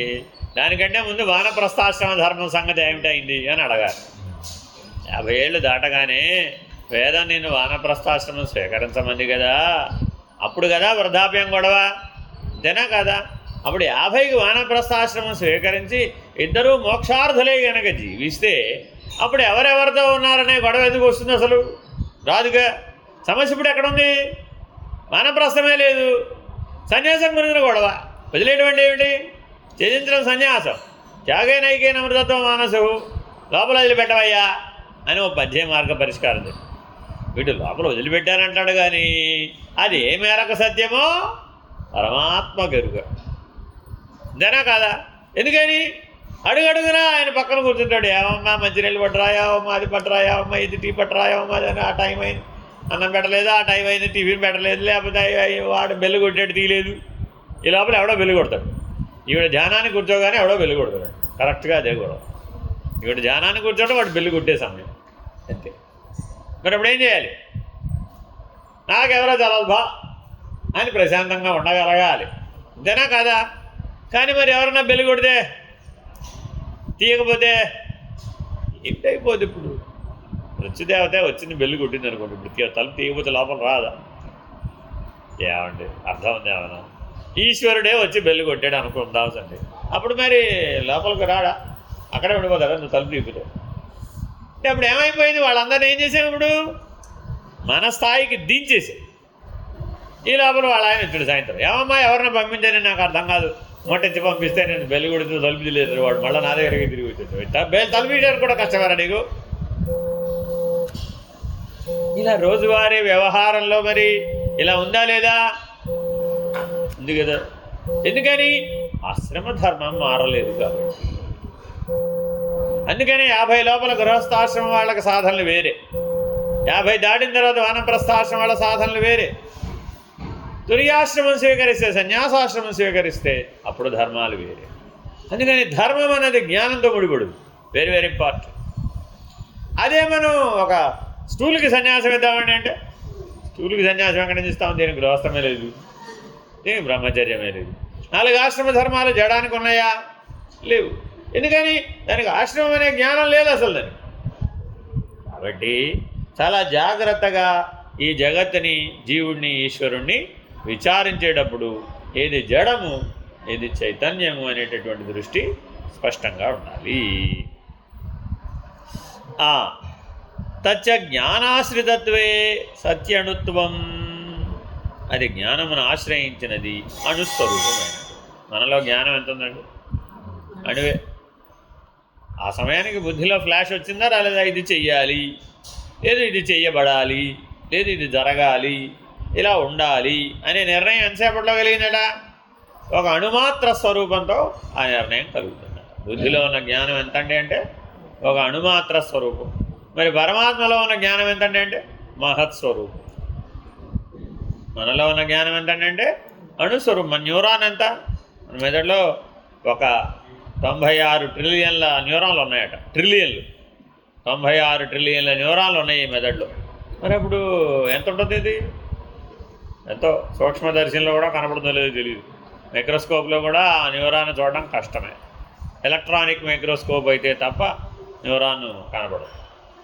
మరి నానో పార్టికల్ అనమాట, 1/1,00,000. మరి అది చూడాలంటే కష్టం కదా. మరి పరమాత్మ అబ్బో బ్రహ్మాండం అంతా వ్యాపించినటువంటి వాడు, ఆయన జ్ఞానం అది. మన జ్ఞానం ఈ మెదడు మేరకు వ్యాపించడమే మనకి చాలా కష్టం. ఓ కేంద్రం పనిచేస్తే ఓ కేంద్రం పనిచేయదు, ఒకటి సరిగ్గా పనిచేస్తే మరొకటి సరిగ్గా పనిచేయదు. చూడండి, ఒక ఐడియా వచ్చింది, దాన్ని వీటో చేసే ఐడియా మళ్ళీ పుడుతుందా లేదా? సంకల్పంతో పాటే వికల్పం కూడా పుడుతుంది. ఏమైనా సరే నేను ఇవాళ 4 గంటలు కదలకుండా కూర్చుంటానండి అనగానే ఏమైంది? ముందు ఆలోచనలో వికల్పం వచ్చేస్తుంది. అప్పుడు అది వీలు కాదు కదా, ఇప్పుడు ఇది ఇలా వీలు కాదు కదా, అప్పుడు అది అలా వీలు కాదు కదా అని ఈ వీలు కాదన్న సంకల్పానికి వికల్పాలన్నీ మనలో తలెత్తగానే ఈ తలెత్తిన వికల్పాలు ఏం చేస్తాయంటే సృష్టిలో ఉన్న ఆ గుణాన్ని ఆకర్షిస్తాయి. ప్రకృతిలో ఆ 3 గుణాలు ఉన్నాయి కదా, ఈ వికల్పంలో సంకల్పంలో కూడా గుణమే కదా ఉంది. ఈ గుణం ఆ గుణాన్ని ఆకర్షించి ఎవరు వాడు మీ 1వ క్లాస్ ఫ్రెండ్ వచ్చి బెల్ కొట్టాడు. ఎప్పుడు 1వ క్లాసు 30 ఏళ్ళ తర్వాత వాడు వచ్చి బెల్లు కొట్టాడు. ఇప్పుడు వాడు వచ్చి నీ బెల్లు కొట్టమని ఎవరు చెప్పారు? ఎక్కడో ఇక్కడ ఉన్న గుణం వెళ్ళి అక్కడ ఉన్న గుణానికి కనెక్ట్ చేసి, లేదంటే అర్జెంటుగా ఫోన్ వస్తుంది. చూసుకోండి మీరు కావాల్సి వస్తుంది. ఇప్పుడు అర్జెంటుగా వచ్చేది చెప్పు, మెయిన్ డిస్టర్బెన్స్ ఫోన్ ఎవరు చేస్తాడయ్యా అంటే ఎవడు చేస్తే నువ్వు గ్యారంటీగా గంటసేపు మాట్లాడతావో వాడే చేస్తాడు. అంతే. ఈ లోపల ఈ 4 గంటల సాధన ఏమైపోయింది? ఏంటండి ఫోన్ మాట్లాడకపోతే ఎలాగా, ఫోన్ చేస్తే ఫోన్ మాట్లాడకపోతే ఎలాగా అంటావు కదా. మరి జాగ్రత్తగా ఉండాలి కదా. అసలు ముందేమనుకున్నావు? అసలు సంకల్పం ఏమిటి? ఏమైనా సరే 4 గంటలు లేకుండా సమాధానిస్ట్లో కూర్చో. మరి అసలు పోయింది కదా, మరి అది పోయిన తర్వాత ఎన్ని చేసినా ప్రయోజనం ఉందంటావా? అందుకని జాగ్రత్తగా 10వది అణుత్వా నిర్దేశాత్ ఈశ్వరేనాతి వ్యాప్తి. అణుత్వము చెప్పడం వలన ఈశ్వరుని యందు అతి వ్యాప్తి లేదు. ఏమండి ఈ అణువు ఆ మహత్తు ఒకటేనని మీరు అద్వైతంలో అంటున్నారు కదా, ఈ అణువు ఆ మహత్తుగా ఎలా అతి వ్యాప్తి చెందింది? అది ఎలా సాధ్యం? నువ్వు 10 ఏళ్లలో ఒకేసారి ఉండలేవు. మరి అనేక కోటి బ్రహ్మాండాల్లో ఒక ఈశ్వరుడే ఉన్నాడంటావేమిటి? వ్యాప్తి చెందేటంటేమిటి? పైగా జీవేశ్వరో అభిన్న అంటావేమిటి? వీడు అణుస్వరూపుడు, వాడు మహత్స్వరూపుడు. ఈ అణువు ఆ మహత్వ కింద అతివ్యాప్తి ఎలా జరుగుతుంది? జరగదు కదా. చేసి చూపెట్టు, ఒకవేళ అయ్యేటట్టయితే అవి చూపెట్టు అని ఆక్షేపణ. దేనికండి ఇది? అద్వైతానికి ఆక్షేపణ అనమాట. తర్వాత నిరసిస్తాం. ముందు ఆక్షేపణలు తెలుసుకున్న తర్వాత నిరసిస్తాం. హలో, చెప్పండి. ఇంట్లో మేడం గారు ఉన్నారు. తెలుసుగా, ఇది తెలుసా?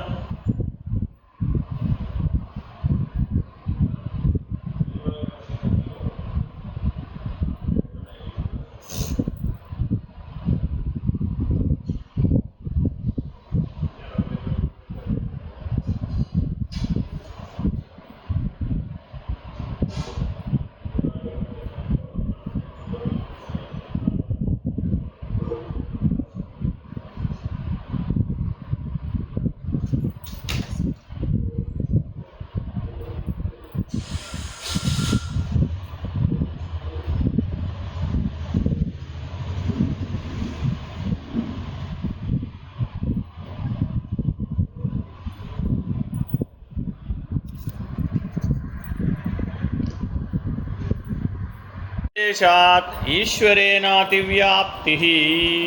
కాబట్టి అణువు నుంచి మనం మహత్తుకు లెక్క కడితే ఈ అణువు మహత్తుకు ఎప్పటికవుతుందయ్యా? అతివ్యాప్తి ఎప్పటికైనా చెందుతుందా? చెందదనే అనిపిస్తుంది. అందుకని లక్షణ సామ్యాన్ని ప్రతిపాదించింది అద్వైతం.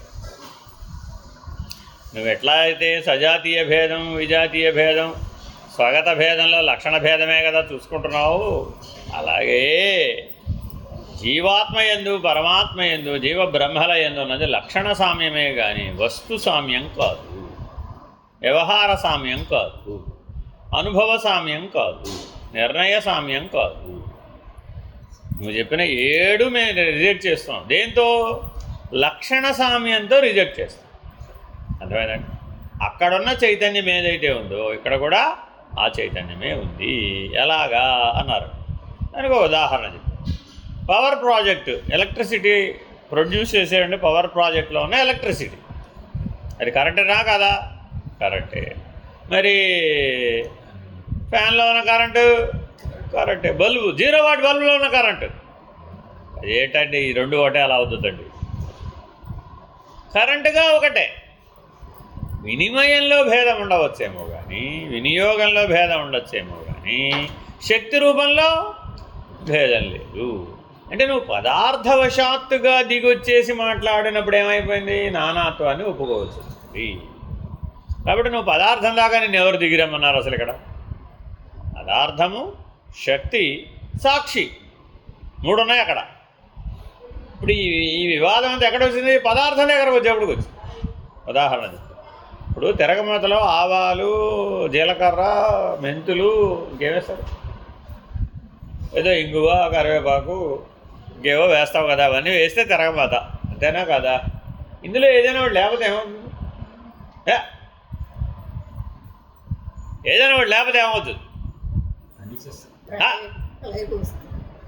పులిహారలో ఇంగు వేయకపోతే అలాగంటే నాకు అర్థం కాదు. పులిహార తిరగమాతలో ఇంగు వేయకపోతే ఏం బాగుంటుంది? చూడండి, అంటే పదార్థం దగ్గరకు వచ్చేసేటప్పటికి ఏమైపోయింది? అదే మామూలు సామాన్యం. ఏదో పప్పులో తిరగమత, కూరలో తిరగమత, మరొకటి అన్నప్పుడు ఏమైపోయింది? పర్వాలేదులేండి, దోసుకుపోయింది. జీలకర్ర లేదా? పర్వాలేదులేండి. ఆవాలి? పర్వాలేదులేండి. ఒరే, దేనికి అన్నిటికీ పర్వాలేదా? అప్పుడు అక్కడ ఏమీ ఉండదు అని అన్నాడు వాళ్ళ ఆయన. ఈ పర్వాలేదంటే అన్నీ ఏమి ఉండదమ్మా, చివరికి సున్నానే ఉండేదాన్ని. కాబట్టి మరి ఇప్పుడు దానికి ప్రాధాన్యత ఇవ్వాలా అక్కర్లేదా? అణు అంత ఇవ్వయ్యా. ఎంత ఇవ్వాలంటే పదార్థానికి ప్రాధాన్యత? ఓ అణు అంత ఇవ్వు. నువ్వేం చేసావు? మహత్వం అంత ఇచ్చావు ఏకంగా.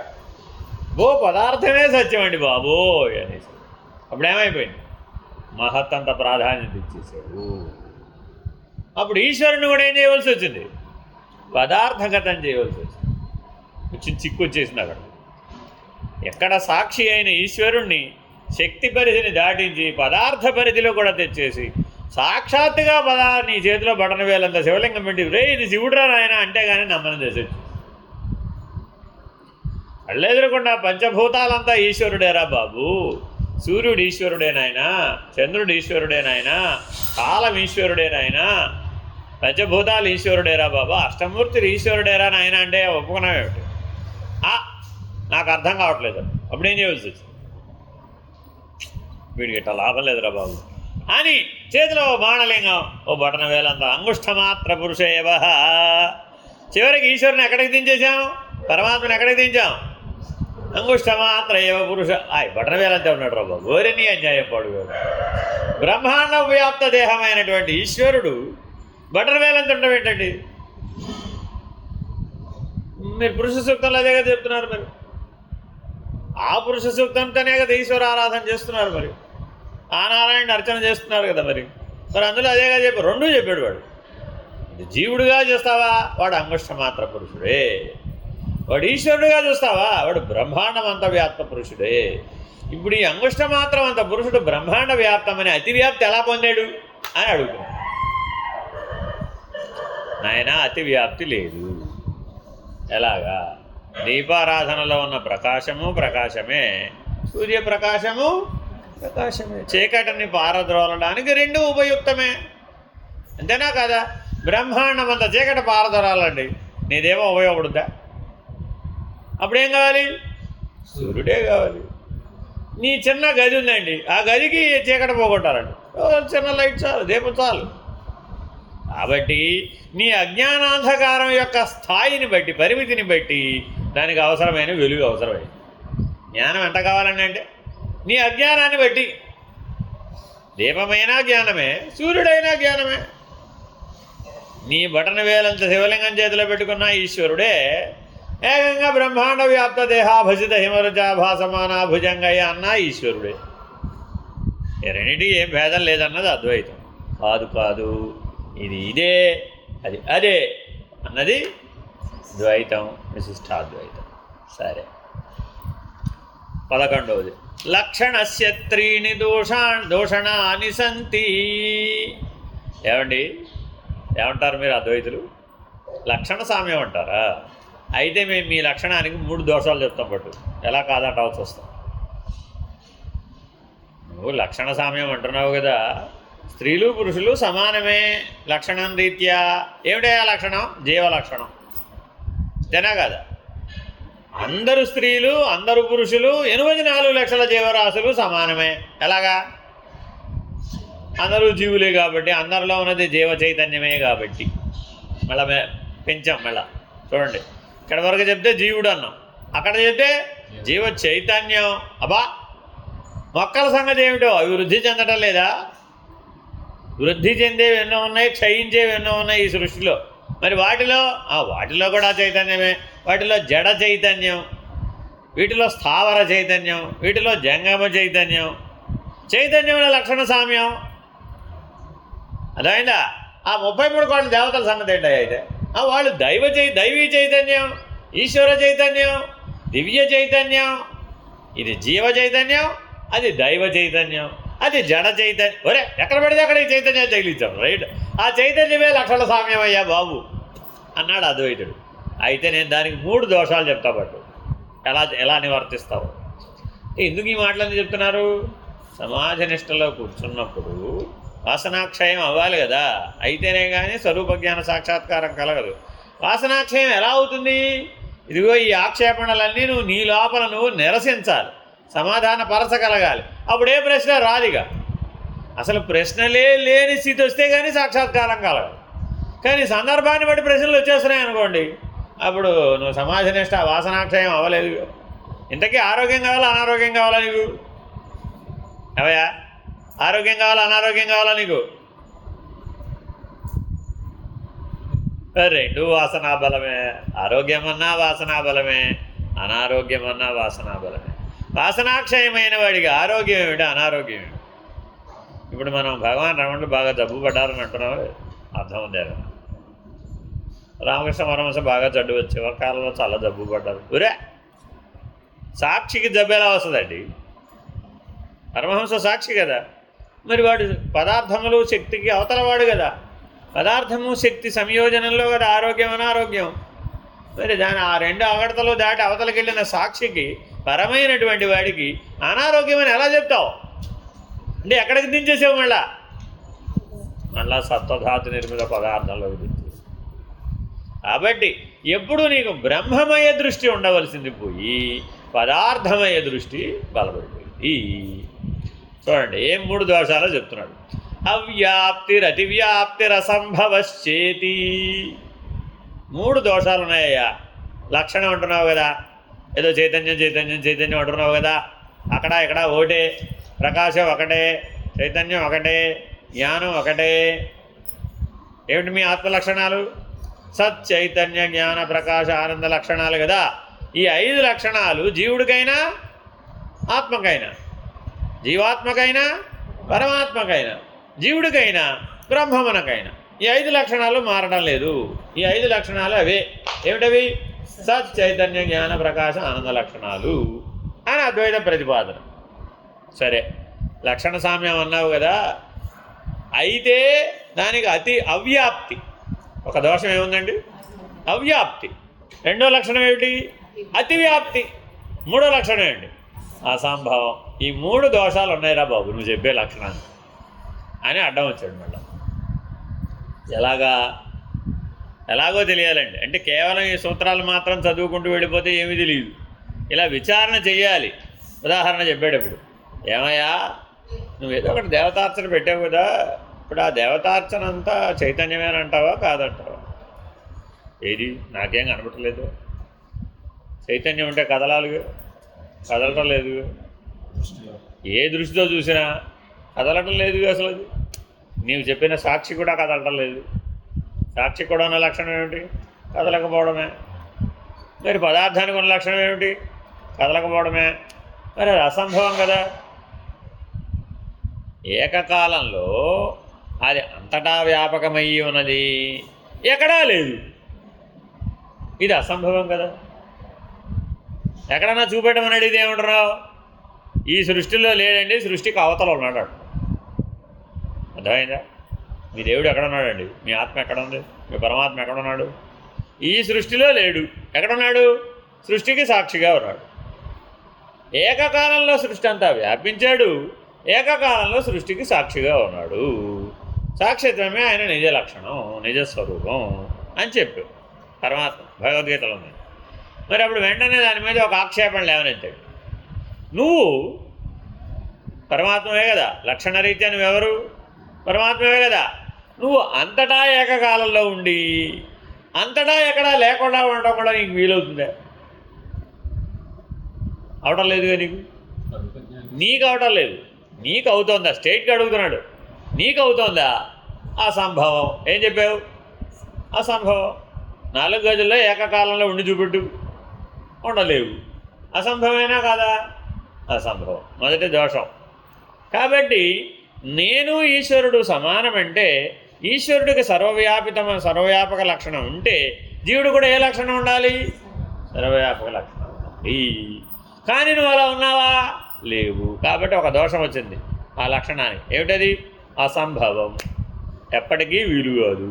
అసంభవం అంటే ఏంటి? ఎప్పటికీ వీలు కాదు. వెంటనే అద్వైతం వాడు వచ్చాడు.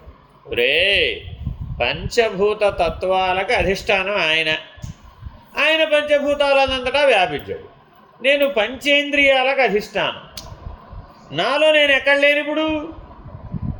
ఆయనకున్న సర్వవ్యాపక లక్షణం బ్రహ్మాండం అన్న పరిమితితోటి ఉంది.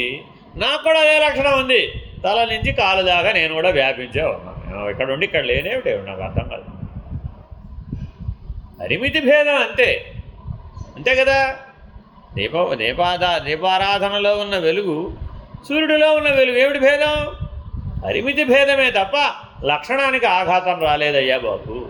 అది వెలుగు కాకపోకుండా పోలేదుగా, అది చైతన్యం కాకుండా పోలేదుగా, అది జ్ఞానం కాకుండా పోలేదుగా, అది వ్యాపకం కాకుండా పోలేదు కదా. జీవుడంటేనే ఎంతటా ఆ దేహం అంతటా వ్యాపించున్నవాడు. నువ్వనే పదార్థం దేహం కదా, ఈ దేహం అంతటా వ్యాపించి ఉన్నాడు కదా. మరి అప్పుడు వాడికి వ్యాపక ధర్మం లేకపోవడమేవి, లక్షణం లేకపోవడమేవి. కాకపోతే పరిమితి భేదం ఉండవచ్చు. అందువలన అసంభవం అనే మాట నేను ఒప్పుకోను. ఆక్షేపణ తెలియాలి, నిరసన కూడా తెలియాలండి. లేకపోతే మీ బుద్ధి ముందు మీరు దారుణంగా ఓడిపోతారు. మీరు కూర్చోగానే అది అడ్డం వస్తుంది. ఏమిటి దీని సంగతి ఏంటి చెప్పు అంటూ. అప్పుడు దాని మీద మీకు ఈ ఆక్షేపణ, ఈ నిరసన తెలిసి ఉంటే అప్పుడు దాన్ని ఓడిస్తారు. మీ బుద్ధిని మీరు ఓడించడమే సమాజ నిష్టలో మీరు సాక్షాత్కార స్థితికి గెలవడం. మీ బుద్ధి, మీ చిత్తము, మీ అంతఃకరణం మీ చేతిలో ఓడిపోవాలండి. ఆ ఓడిపోవడానికి చేసే ప్రయత్నమే సమాజ నిష్ట. అది ఓడిపోయింది అనుకోండి, ఇంకెప్పటికీ తలెత్తదు. అదే ఓడిపోలేదు అనుకోండి, ఎప్పటికప్పుడు తలెత్తుతుంది. అబ్జెక్షన్. 2 లాయర్లు పోటాడుకున్నట్టే. జడ్జి గారు తీర్పు ఇవ్వాలి. జడ్జి ఎవరు? నువ్వు. అర్థమైందండి? ఏం చెప్తున్నాడు చూడండి, ఒక్కొక్కటి వివరిస్తున్నాడు మళ్ళా. తత్ర లక్ష్యైక దేశావృత్తిత్వ లక్షణస్య వ్యాప్తి బంధాజీవానాం బద్ధత్వం. జీవుడికి ఏమనిపిస్తుందట అనుభవంలో? నేను బాధితుణ్ణి, ఎన్ని దుఃఖాలో నాకు, ఎన్ని బాధలో నాకు, ఎన్ని వేదనలో నాకు అని నా అనుభవంలో ఉంది కదా. ఏమీ లేదంటావే, ఆనందం ఒకటే ఉందంటావే. ఈశ్వరుడికో బంధం లేదు, బాధ లేదు, వేదన లేదు, దుఃఖం లేదు. ఈ 4 లక్షణాలు ఈశ్వరుడికి ఉన్నాయా? లేవు. ఎవరికి ఉన్నాయి? జీవుడికి ఉన్నాయి. ఎవరిని అడిగినా ఉన్నాయి. ఏ ఒక్కడో కాదు, ఏ జీవులను అడిగినా కూడా ఆ జీవికి సంబంధించిన బంధం, బద్ధత్వం, అలాగే బాధ, వేదన, దుఃఖం ఉన్నాయా లేవా? ఉన్నాయి. కట్టుబడి ఉన్నావా లేదా? ఓ దానికి కట్టుబడి ఉన్నావా? ఏ కట్టుబడి నాకేం లేదంటావా? అనడానికి జీవుడిగా సరిపోవట్లేదుగా. మరి నువ్వు లక్షణ సామ్యం అంటావేమిటి? మళ్ళా నా ఈ గొడవను ఎక్కడ ఆక్షేపిస్తున్నాడు చూడండి. నువ్వు ఈశ్వరుడు జీవేశ్వర ఐక్యం అంటున్నావు, జీవబ్రహ్మైక్యం అంటున్నావు. ఆ ఈశ్వరుడికి కానీ, ఆ బ్రహ్మమునకు కానీ, ఆ ఆత్మకు కానీ ఈ 4 లక్షణాలు లేవు. బంధం లేదు, బంధానికి కట్టుబడి ఉండడం లేదు వాడికి. అసలు బంధమే లేదు, బంధానికి కట్టుబడి ఉండడం లేదు. ఇంకేం లేదు? బాధ లేదు, ఇంకేం లేదు? వేదన లేదు, ఇంకేం లేదు? దుఃఖం లేదు. మరి ఇవేం లేవు కదా వాడికి. నీకున్నాయా లేవా? ఇప్పుడు ఎక్కడికి వచ్చాడు? వస్తు భేదం అయిపోయింది. నెక్స్ట్ అనుభవ భేదం మీద విచారం చేస్తున్నాడు. లక్షణము లక్ష్యమందంతటను వర్తింపకుండుట అవ్యాప్తి. ఆయన అలా ఉన్నాడు కాబట్టి అంతటా వ్యాపించున్నాడంటానికి ఒప్పుకున్నాం. కానీ నువ్వు కట్టివేయబడి ఉండి నేను అంతటా ఉన్నానని చెప్పలేవుగా. అప్పుడు అవ్యాప్తి. లేవని ఒప్పుకో, అంతటా లేవని ఒప్పుకో. మరి అయితే నేను ఇక్కడ చూస్తానండి, దీనికి ఉదాహరణ ఉందండి. భగవాన్ బాబా వారి మహిమాన్వితమూర్తి పుస్తకంలో చదివితే మీరు, బాబా గారు సర్వజ్ఞుడు, దేవుడు అంటారు కదా, నేను ఒప్పుకోను అన్నట్టు. ఒక ఆయన ఎక్కడో మలేషియాలో. బాబావారు ఎక్కడున్నారు? ప్రశాంత నిలయంలో పాఠం చెబుతున్నారు. మరి ఇప్పుడు ఒప్పుకోవాలి అంటే ఈయన ఎక్కడ ఉండాలి? మలేషియాలో కూడా ఉండాలి. ఇక్కడ కూడా ఉండాలి, అక్కడ కూడా ఉండాలి. సరే, వాళ్ళ దేశం వాళ్ళు ఇక్కడ ఉన్నారు. వాళ్ళు అడిగారు, ఏమండి మా దగ్గర ఫలానా ఆయన ఒక ఆయన ఉన్నాడండి, ఆయన రమ్మన్నామండి, ఆయన రాలేదండి, మీ మీద నమ్మకం లేదన్నాడండి, మీరు సర్వవ్యాపకుడని రుజువు చేసుకుంటే వస్తానన్నాడండి అని ఇంటర్వ్యూ రూమ్లో చెప్పారు. చెప్తే ఇప్పుడు బాబావారు ఏం చేయాలి? అదే దేవుడు దేవుడు అని నిరూపించుకోవాలి కదా. ఇప్పుడు వచ్చి చిక్కది. అందుకని బాబావారు ఏం చేశారు, నీకు ఎక్కడెక్కడ కావాలో లిస్ట్ రాసి ఇచ్చేయమన్నారు. నీకు ఎక్కడెక్కడ కావాలో ఓ లిస్ట్ రాసి ఇచ్చేయమన్నారు. 16 దేశాల పేరు రాసి ఇచ్చేశారు వెంటనే. అయితే ఆ 16 దేశాలకి ఫోన్ చేసి కనుక్కో, ఫోన్ నెంబర్ కూడా పక్కన రాయన్నారు. ఆ 16 దేశాలు వాళ్ళకి తెలిసిన వాళ్ళ పేర్లు ఫోన్ నెంబర్లు రాశారు. ఆ ఉన్న వాళ్ళందరినీ, ఇంటర్వ్యూలో ఉన్న వాళ్ళందరినీ తలా ఒక ఫోన్ తోటి ఆ 16 ఫోన్ చేశారు. ఫలానా చోట ఫలానా వాళ్ళని నేను రక్షిస్తున్నాను, ఇప్పుడు అక్కడ ఆ పనిలో నేను ఉన్నాను, కావాలంటే వెళ్ళి చూసుకోమను అన్నారు. 16 మంది 16 దేశాల్లో వెళ్ళి ఆ 16 చోట్ల చూసి, ఇక్కడ బాబా గారు ఉన్నారు, ఈ ఫలానా ఆయన్ని రక్షించారని వాళ్ళకి కన్ఫర్మేషన్ ఇచ్చే వరకు అలాగే ఇక్కడే మీరు ఇంటర్వ్యూ రూమ్లోనే కూర్చోమన్నారు. ఈయన వెళ్ళిపోయారు దర్శనానికి, వాళ్ళు లోపలే కూర్చున్నారు. ఈయన మళ్ళీ దర్శనం భజన అంతా పూర్తి చేసిన మళ్ళీ ఇంటర్వ్యూ రూమ్లో కూర్చోరు. ఏమిటైతే కనుక్కున్నారా? మీరు 16 చోట్ల ఉన్నారటండి బాబు, ఇప్పుడు మీరు ఒప్పుకుంటారా భగవంతుడేనని? కాబట్టి ఇప్పుడు ఏమిటి? అతివ్యాప్తి ఆయనకుంది కాబట్టి భగవంతుడు. మరి నువ్వు కూడా అలా ఉంటావు. ప్రశ్న తిరిగి ఎక్కడికి వచ్చి చూడండి. ఇప్పుడు జీవేశ్వర ఐక్యమని నువ్వు అద్వైతాన్ని ప్రతిపాదిస్తున్నావు కదా, మరి నువ్వు కూడా అలాగే ఉండవా? లేవు. అవ్యాప్తి, నాకు అంత శక్తి లేదన్నావు. ఆయనంటే భగవంతుడు కాబట్టి అలా ఉన్నాడండి. మీలో ఎవరైనా ఉంటారా అని బయటకు వచ్చి ఎవరైనా అడిగితే మా వల్ల ఎవరు కాదని అక్కడ ఉన్న 10,000 మందిలో అక్కడ కూడా అలా లేడండి. మరి వీడికి ఉన్న లక్షణం ఏంటి? అవ్యాప్తి. నేను లేనని ఒప్పేసుకున్నాడు వీడు. నేను అంతటా లేను, నేను పరిమితంగానే ఉన్నా అని ఒప్పుకున్నావు కదా. కాబట్టి నీ లక్షణం పోయింది కదా. ఉదాహరణ, జీవులకు బద్ధత్వము లక్షణం. ఈ శరీరం అనే కట్టుకొయ్యకి నీలో ఉన్న జీవుడు కట్టివేయబడి ఉన్నాడు. కట్టివేయబడి ఉన్నాడా లేదా? లేడైతే ఉండి చూపెట్టేదే. దేహం అనే బంధం నాకు లేదు, బద్ధత్వం నాకు లేదు అని నిరూపించు. అందుకని ఇప్పుడు మనం ఏమంటాం? అందుకని సాక్షాత్కార జ్ఞానం అంటే నువ్వు సర్వవ్యాపకమనే అనుభవాన్ని పొందాలి. అప్పుడు మాత్రమే ఆత్మనిష్ట నిరూపితమవుతుంది. అంతే. అందుకని అపరోక్షానుభూతి చెప్పవలసి వచ్చింది. ఇక్కడ ఉన్నాడు, అక్కడ ఉన్నాడు, ఎక్కడైనా ఏకకాలంలో ఎన్ని చోట్లైనా పని చేయగలడు. ఏకకాలంలో ఆ చైతన్యం ఎంత మేరకు వ్యాపించి ఉంటే అంత మేరకు వ్యవహరించగలడు, అంత మేరకు ఉండగలడు, అంత మేరకు ఆయన ఏమి బద్ధుడు కాదు. ఈ అనుభవం ఎవరికైతే వచ్చిందో వాడే ఆత్మనిష్ఠుడు. Very very important. అందుకని 8 శరీరాలలో 8 ప్రపంచాలలో భువనభాండమంతా కూడా బ్రహ్మాండమంతటా వ్యాపించిన చైతన్య స్థితిలో ఎవడైతే ఉంటాడో వాడే ఆత్మనిష్ఠుడు.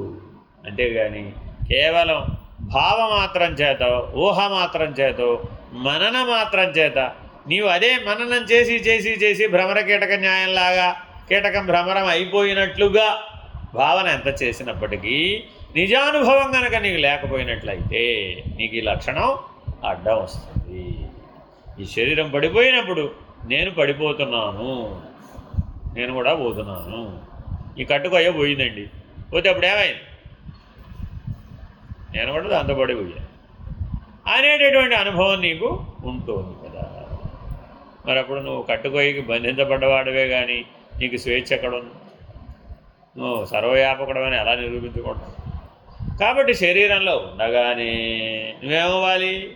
క్షరపురుషుడి నుంచి అక్షర పురుషుడిగా, అక్షర పురుషుడి నుంచి పురుషోత్తముడుగా పరిణామం చెంది సకల బ్రహ్మాండమంతటా వ్యాపించిన వాడును నేననే నిర్ణయంలో ఉండగలగాలి. అలా సామర్థ్యాన్ని పొందినవాడు ఎవడైతే ఉంటాడో వాడు ఆత్మనిష్ఠుడే, సందేహం. 14వది అలక్ష్యే లక్షణగమనమతి వ్యాప్తి తేషమేవ జ్ఞానవత్వం. లక్షణము లక్ష్యాంతరమందు కూడా వర్తించుట అతివ్యాప్తి. ఒక లక్షణం లక్ష్యాన్ని అధిగమించి కూడా వ్యాపించిందండి, దాన్ని ఏమంటారు? అతివ్యాప్తి. ఉదాహరణ చెప్తాను. మీరు గృహస్థాశ్రమంలోనే ఉన్నారంటారా? గృహాశ్రమంలో ఉన్నారు, గృహస్థాశ్రమంలోనే ఉన్నారు, అంతే కదా. గృహస్థాశ్రమం అనేది లక్ష్యమా లక్షణమా? లక్షణమే, అంతేనా కాదా? మరి అత్యాశ్రమము, దానికి ఏ ఆశ్రమం లేదు, అర్థమైందండి. కానీ మానవ జీవితంలో చెప్పబడిన ఆశ్రమాలు ఎన్ని? 4. సన్యాసాశ్రమం వరకే చెప్పబడింది. అత్యాశ్రమం ఎవరు ఇవ్వరు, ఇస్తే పుచ్చుకునేది కాదు, సన్యాసమే పుచ్చుకునేది కాదు, సన్యసించి. కానీ మరి నీవు జాగ్రత్తగా గమనిస్తే అత్యాశ్రమ ధర్మానికి చేరుకుంటే కానీ బ్రహ్మనిష్ట నిరూపితం కాదు. జాగ్రత్తగా గమనిస్తే మరి ఆ అనుభవం మరి మనకు ఉండాలా అక్కర్లేదా? ఉండాలి కదా. బ్రహ్మనిష్ట అంటే ఉండాలండి అంటే ఆ అత్యాశ్రమ ధర్మం అనే అనుభవంలో ఉండాలి. అంటే దాన్ని ఏమన్నాడు? అతివ్యాప్తి. సన్యాసాశ్రమం అనే లక్ష్యాన్ని కూడా మీరి నువ్వు వ్యాపించి ఉన్నవాడు అయితే అది ఒప్పుకుంటాం. కానీ అసలు లక్ష్యాన్ని దాటి లక్షణం ఎక్కడైనా ఉంటుంది. ఉదాహరణ చెప్పాడు, సూర్యుడు ప్రకాశించడం అనేది ఆయన లక్షణం అండి, అంతేనా కదా? ప్రకాశం లేకపోతే సూర్యుడు అంటావేమిటి? అనవుగా చంద్రుడు అంటావు. అర్థమైందండి? ప్రకాశం లేకపోతే ఏమంటావు? చంద్రుడు అంటావు. ఇక్కడ కూడా ప్రకాశం ఉంది కానీ ప్రతిబింబ ప్రకాశం, సూర్యుడు స్వయం ప్రకాశం. సరేనయ్యా, సూర్యప్రకాశం సూర్యాకాశమును దాటి అవతలకి ప్రకాశిస్తుందండి అన్నమాట. సాధ్యమేనంట? సాధ్యం కాదు. ఎందుకని? సూర్యాకాశానికి ఒక పరిధి ఉంది, ఆ సూర్యుని వెలుగు వ్యాపించడానికి ఒక పరిధి ఉంది. ఆ పరిధి దాటి ధ్రువమండలం దాకా సూర్యప్రకాశం వ్యాపించిందని అంటావేమిటి? అలా ఎలా వీలవుతుంది? అది వీలు కాదు. కానీ నువ్వు చెప్పిన గొడవ ఎలా ఉందయ్యా అంటే, జీవుడనే పరిమితిని దాటి లక్ష్యమైనటువంటి పరమాత్మ దాకా, అవసరమైతే పరాత్పరం దాకా లక్షణం అతివ్యాప్తి చెందిందట లక్ష్యాన్ని దాటి. అలాగే ఈ జీవుడే పురుషుడిలో జీవుడు అన్నవాడు పురుషుడని నిర్ణయించడమే కష్టం అంటుంటే, ప్రకృతిని అధిగమించి, పంచభూతాలను అధిగమించి, తాపత్రయాలను అధిగమించి, దేహంలో దేహత్రయాన్ని అధిగమించి, గుణత్రయాన్ని, ఈ త్రిపుటినంతా అధిగమించి పురుషుడనే నిర్ణయం పొందాలంటేనే కష్టం కదా. ఆ పురుషుడు అక్షర పురుషుడే కదా. ఆ అక్షర పురుషుడు కూడా లేదని అతివ్యాప్తి చెంది పురుషోత్తముడనే నిర్ణయం పొందానంటావేమిటి? లక్షణంతో అసలు అది ఎలా సాధ్యమవుతుంది? క్షరపురుషుడు అక్షర పురుషుల మధ్యన పురుష లక్షణం చేత ఏమైనా నిర్ణయం అయిందంటావేమో కానీ ఉత్తమ పురుషుడు అన్న దగ్గర ఎవడు లేనే కదా అసలు. ఆ లేని చోట లక్షణాన్ని బట్టి ఎలా నిరూపిస్తావు? జ్ఞానం లక్షణం కదా, ప్రకాశం లక్షణం కదా, చైతన్యం లక్షణం కదా, సత్తు లక్షణం కదా, ఆనందం లక్షణం కదా. మరి నువ్వు చెప్పుకున్న ఆత్మ లక్షణాలు 5 లక్షణాలు కూడా అతివ్యాప్తి చెంది పురుషోత్తముడి దగ్గరికి వెళ్ళి చూస్తే అక్కడ అవి లేవు కదా. మరి లక్షణమే లేకపోతే అసలు దాన్ని అతివ్యాప్తి చెందిన దాన్ని ఎలా నిర్ణయించేవి సత్యమని? కాబట్టి నువ్వు చెప్పిన లక్షణ సామ్యం ఇక్కడ వర్తించడం లేదు కాబట్టి నీ అద్వైతం తప్పు. ఈ లాజిక్ అంతా వింటే ఉన్న అద్వైతం పోతుందండో.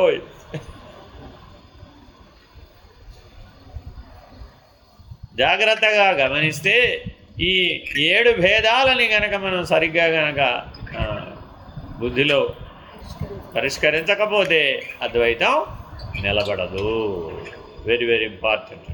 అందుకని ఇప్పటిదాకా అద్వైతం చెప్పిన వాడిని ఇప్పుడు ఆక్షేపణలు చెప్తున్నానండి. ఈసారి మీరు ఏం చెప్తున్నానండి? అలక్ష్యే లక్షణగమనం అతివ్యాప్తి తేషామేవ జ్ఞానవత్వం. ఇక్కడేదో ఈ జీవుడే గొప్ప, ఈ జ్ఞానమే గొప్ప, ఈ ధర్మమే గొప్ప, మిగిలిన 84 లక్షల జీవరాశులలో మానవుడే గొప్ప అంటున్నావు కదా. దేని చేత? జ్ఞానమనే లక్షణం చేత, అంతేనా కదా? మరి ఈ జ్ఞానమనే లక్షణం చేత కూడా ఆ ఆత్మే గొప్ప, ఆ పరమాత్మే గొప్ప అంటున్నావు. అక్కడ కూడా ఏముంది?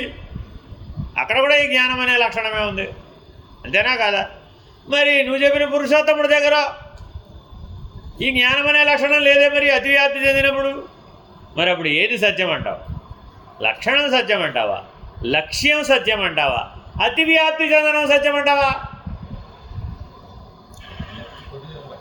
ఏవో నేను దేనికి నెట్టుకుంటావో నాకు తెలవదు.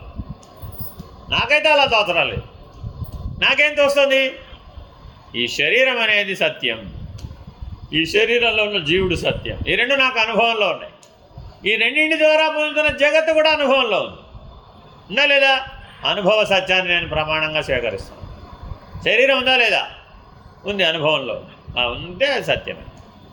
నీవు ఉన్నావా లేదా? నేను కూడా ఉన్నాను. అయితే అది కూడా అనుభవ సత్యం. జగత్ ఉందా లేదా? ఉంది. అవా అది కూడా సత్యమైంది. చూడండి ఎంత ఈజీగా తేల్చేశాడు. సత్యం అంటే నీకు అనుభవంలో ఉంటేనే సత్యం. ఈజీగా లేదు కన్విన్స్ చేయడానికి. నన్ను కష్టపడాలంటావు దీనికి కష్టపడేది ఉంది. దీనికి ఏ సాధన అవసరం లేదు. అందుకని ఏ సాధన నీకెందుకు వేసానికి పనికిరాదు అన్న వాళ్ళందరూ కూడా హాయిగా ఇక్కడ సెటిల్ అయిపోతారు. విశిష్టాద్వైతంలో సెటిల్ అయిపోతారండి. ఎందుకని ఏదో నీకు తోచినప్పుడు భజనమో స్తోత్రమో శ్లోకమో పడుకోవచ్చు, ఏది లేకపోతే జపం చేసుకోవచ్చు, ఏది లేకపోతే హాయిగా తినచ్చు, హాయిగా తాగొచ్చు, హాయిగా భోగించవచ్చు, హాయిగా పడుకోవచ్చు, ఏ పనైనా చేసుకోవచ్చు. ఏ గొడవ లేదు, ఏ విచక్షణతో పని లేదు, ఏ విశ్లేషణతో పని లేదు, ఏ విచారణతో పని లేదు, ఏ లక్షణ సామ్యాన్ని చూడాల్సిన పని లేదు, బుద్ధికి పదును పెట్టాల్సిన పని లేదు. కాబట్టి ఎక్కువ మందికి ఇది అనువుగా ఉంది. అది వేరే విషయం. అది తత్కాలవత్. వెంటనే ఇప్పుడు ఏం చేశాడు అద్వైతం చెప్తుంది. మళ్ళీ మీరు రెండు పక్కలా తెలుసుకోవాలండి. ఇప్పుడు ఒక్క పక్కే తెలుసుకున్నారు అనుకోండి, అప్పుడు మీరందరూ విశిష్టాద్వైతులుగానే మిగిలిపోతారు. అర్థమైందండి? అందుకని విశిష్టాద్వైతంలో షడ్విధ సమాజనిష్ట సంగతి ఉండదు. సాక్షాత్కారంతో పరిసమాప్తే. కానీ అద్వైతం సాక్షాత్కారంతో ప్రారంభం. అద్వైతం ఎక్కడి నుంచి ప్రారంభం అంటే ఆత్మ సాక్షాత్కారంతో ప్రారంభం అవుతుంది. మిగిలినవన్నీ ఆత్మ నిర్ణయంతో అవి ముగిసిపోతాయి అన్నమాట. అందుకని వీటిని కర్మ మార్గములని, భక్తి మార్గములని, యోగ మార్గములని పేర్కొన్నారు. లక్షణంతో మాత్రమే మనం అద్వైత సిద్ధిని పొందగలుగుతాం. అది అలాగో చెప్తున్నాడు. ఉదాహరణ, జీవులే జ్ఞానము కలవి, అది పరమాత్మ ఎందునూ ఉన్నది కదా. మీరు మీ పరమాత్మ అంతటా వ్యాపించి ఉన్నాడంటే జీవులందరిలో జ్ఞాన రూపంలో వ్యాపించిన వాడు ఎవడు? పరమాత్మే. మరి అప్పుడు జీవుడికి పరమాత్మకి భేదం ఏముంది? జ్ఞానం దృష్ట్యా చూస్తే ఏమి లేదుగా అని లక్షణ సామ్యంతో మనం చెప్తే, ఏమయ్యా జీవులు జ్ఞానమే పరమాత్మ జ్ఞానమే అయితే మళ్ళీ పరమాత్మను అసలు వాడు ఎందుకు చెప్పాలి? వీడే వాడని అంటున్నప్పుడు అసలు వాడన్న సంగతి ఎందుకు చెప్పాలి? వీడే పరమాత్మ అనొచ్చుగా. అసలు రెండో పరమాత్మ అన్నది నువ్వు ప్రతిపాదించడం ఎందుకు? జ్ఞానమే పరమాత్మ అన్నప్పుడు జీవుడికి జ్ఞానం ఉంది కదా, కాబట్టి వీడే పరమాత్మ అని అందామా? కుదరదా? మరి అప్పుడు నువ్వు చెప్పిన లక్షణ సామ్యం పోయిందే. లక్షణ సామ్యం తీసేస్తే నువ్వేమవ్వాలి? వస్తు సామ్యాన్ని పొందాలి. ఎప్పటికైనా బ్రహ్మాండ వ్యాప్తం అంత వస్తువు అవుతో అవ్వలేదు, పోయింది. కొన్ని బ్రహ్మాండ వ్యాప్త అనుభవం పొందుతావా? అంత వస్తువు కానప్పుడు అంత అనుభవాన్ని ఎలా పొందుతావు? పొందలేవు, అనుభవం పోయింది. సరే, వ్యవహారం చేయకపోయి బ్రహ్మాండం అంత వ్యవహారం చేసి చూద్దాం, అది చేయలేవు. వస్తువు పోయే, వ్యవహారము పోయే, అనుభవము పోయే. మరి ఇప్పుడు నేను బ్రహ్మమనే నిర్ణయం ఎలా పొందుతావయ్యా? కాబట్టి నువ్వు బ్రహ్మము కాదు. నువ్వు ఒప్పుకుంటే ఏమిటైంది? మనం చూడండిగా హాయిగా తిని పడుకుంటే అయిపోయా, ఏ పని చేయక్కర్లేదు, ఏ గొడవ పడక్కర్లేదు, ఏ శాస్త్రం చదువుకోక్కర్లేదు, హాయిగా భోగంతో జీవించేస్తే అయిపోయింది. సులభంగా లేదు. ఇట్లాగా మానవ జీవితంలో అంటే మానవ జీవన వికాస పరిణామ క్రమంలో వచ్చిన సిద్ధాంతాలను. అందుకని వెంటనే మళ్ళీ అడుగుతున్నాడు చూడండి 15వ సూత్రం. లక్ష్యే క్వాప్యవర్తనమసంభవః యథా తేషామేవ విభుత్వం. లక్ష్యమంది ఎంత మాత్రమును వర్తింపకుండా అసంభవం. సరేనయ్యా. 3వ ఆక్షేపణ. ఒకటేంటి అవ్యాప్తి చెప్పేశాం, రెండేంటి అతివ్యాప్తి చెప్పేశాం, 3వది అసంభవం చెప్తున్నాం. లక్ష్యము లక్షణాన్ని స్వీకరించినప్పుడు అసలు ఈ లక్షణము ఆ లక్ష్యంలో ఎక్కడన్నా కనబడుతుందంట. మన లక్షణం ఏమిటి? సత్ చైతన్య జ్ఞాన ప్రకాశ ఆనందనం అనేది లక్షణం. ఈ లక్షణం ఆ లక్ష్యంలో నిరూపించ చూద్దాం. లేవుగా. అదేమో శూన్యం, ఇదేమో సర్వం. మరి ఈ సర్వము ఆ శూన్యం ఒకటేనంటావేమిటి? అక్షర పురుషుడెవరు? సర్వం. పురుషోత్తముడెవరు? శూన్యం. క్షరపురుషుడెవరు? అది సగం, ఇది సగం. అది కాస్త ఇది కాస్త. ఇప్పుడు అది కాస్త ఇది కాస్త ఉన్నవాడు అక్షర పురుషుడిగా ఎదిగి పురుషోత్తముడిగా ఎదిగి ఆ 3 పురుషత్రయాలు లేనేలేవు, ఉన్నది ఒక పురుషుడే అని నిర్ణయం పొందాలి. ఆ ఉన్నదాని పేరు బ్రహ్మం. అది పురుషోత్తముడు కాదు, అక్షర పురుషుడు కాదు, క్షరపురుషుడు కాదు, ఉన్నది ఉన్నట్లుగా ఉన్నది. అది మరి ఇప్పుడు ఆ ఉన్నది ఉన్నట్లుగా ఉన్నది సత్తానందామా అసత్తానందామా? అది సత్తు కాదు, అసత్తు కాదు. పోనీ జ్ఞానం అందామా అజ్ఞానం అందామా? అది జ్ఞానము కాదు, అజ్ఞానము కాదు. పోనీ ఆనందం అందామా దుఃఖం అందామా? అది ఆనందము కాదు, దుఃఖము కాదు. పోనీ ప్రకాశం అందామా చీకటి అందామా? ఆ ప్రకాశము కాదు, చీకటే కాదు. ఇంకేమిటయ్యా నాకు అర్థం కాదు. నీ లక్షణాలని నువ్వే కాదన్నావు కదా. సత్తు కాదంటివి, అసత్తు కాదంటివి, చైతన్యం కాదంటివి, అచైతన్యం కాదంటివి, జడము కాదు, చేతనము కాదు. మరి ఇంకేమిటయ్యా? జ్ఞానము కాదు, అజ్ఞానము కాదు, ప్రకాశము కాదు, చీకటి కాదు, ఆనందము కాదు, దుఃఖము కాదు. మరేమిటి? కాబట్టి లక్షణము లక్ష్యమునందు అసంభవమైతే వస్తుంది. మరి ఇప్పుడు లక్షణ సామ్యం అంటావేంటి? మరి అసలు ఇది అక్కడ ఉంటే కదా. ఇప్పుడు ఈ కోడలు ఆ ఇంటి కోడలా ఈ ఇంటి కోడలా అంటే ఏదో ఇంటికి కోడలై ఉంటుంది, కానీ ఈ ఇంటికి ఏ కోడలో ఆ ఇంటికి కూడా ఆ కోడలేనండి అంటావేమిటి? లక్షణ సామ్యం అంటే అర్థం అదేగా. కానీ ఆవిడ అమ్మమ్మ, ఈవిడ అమ్మ, లేదా అత్తయ్య, ఈవిడ గారికి అత్తగారు ఆవిడ, అత్తగారికి అత్తగారు ఆవిడ. ఈ అత్తగారికి ఈవిడ కోడలు అయితే అత్తగారికి ఏమవ్వాలి? అదేవిడు అత్తగారికి ఏమవ్వాలి? అత్తగారికి ఈవిడ కోడలమ్మ, అత్తగారికి ఏమవ్వాలి? కోడలే అవుతుంది. లక్షణ సామ్యం అద్వైతం అంటే అర్థం అది. నిజమేనండి. అమ్మలగన్నయ్యమ్మ అమ్మాయిగా ఉన్నా అమ్మలగన్నయ్యమ్మే, అమ్మగా ఉన్నా అమ్మలగన్నయ్యమ్మే, కోడలుగా ఉన్నా అమ్మలగన్నయ్యమ్మే. లక్షణం ఏం మారలేదమ్మా తల్లి. అది అద్వైతం. అర్థమైందండి. ద్వైత విశిష్టాద్వైతాలు ఏం చేసినాయి? ఈవిడ కోడలైనంత మాత్రాన ఆవిడ కోడలు అవ్వాలన్న నియమం ఏమీ లేదు అన్నది. మరి అప్పుడు ఏమైపోయింది? లక్షణము లక్ష్యమునందు అవ్యాప్తి, అసంభవం అయిపోయింది. కాబట్టి మానవ జీవితంలో మీరు ఎప్పుడెప్పుడైతే సర్వవ్యాపక ధర్మాన్ని ఆరోపిస్తారో, ఆత్మ బ్రహ్మ అనే లక్షణాలను మీ బుద్ధి మీద ఆరోపిస్తారో, బుద్ధిని ఆత్మభావంలో ఉంచడానికి మీరు ఎప్పుడెప్పుడైతే ప్రయత్నం చేస్తారో, అదేగా సమాధినిష్ట అంటే. ఆ నిలకడ ప్రయత్నం చేయగానే వెంటనే బుద్ధి ఈ రకమైనటువంటి ఆక్షేపణలు లేవనెత్తుతుంది. నువ్వు ఎప్పటికీ కూడా అది కానే కాదు అని రూఢిగా నిరూపిస్తుంది, లాజికల్గా నిరూపిస్తుంది.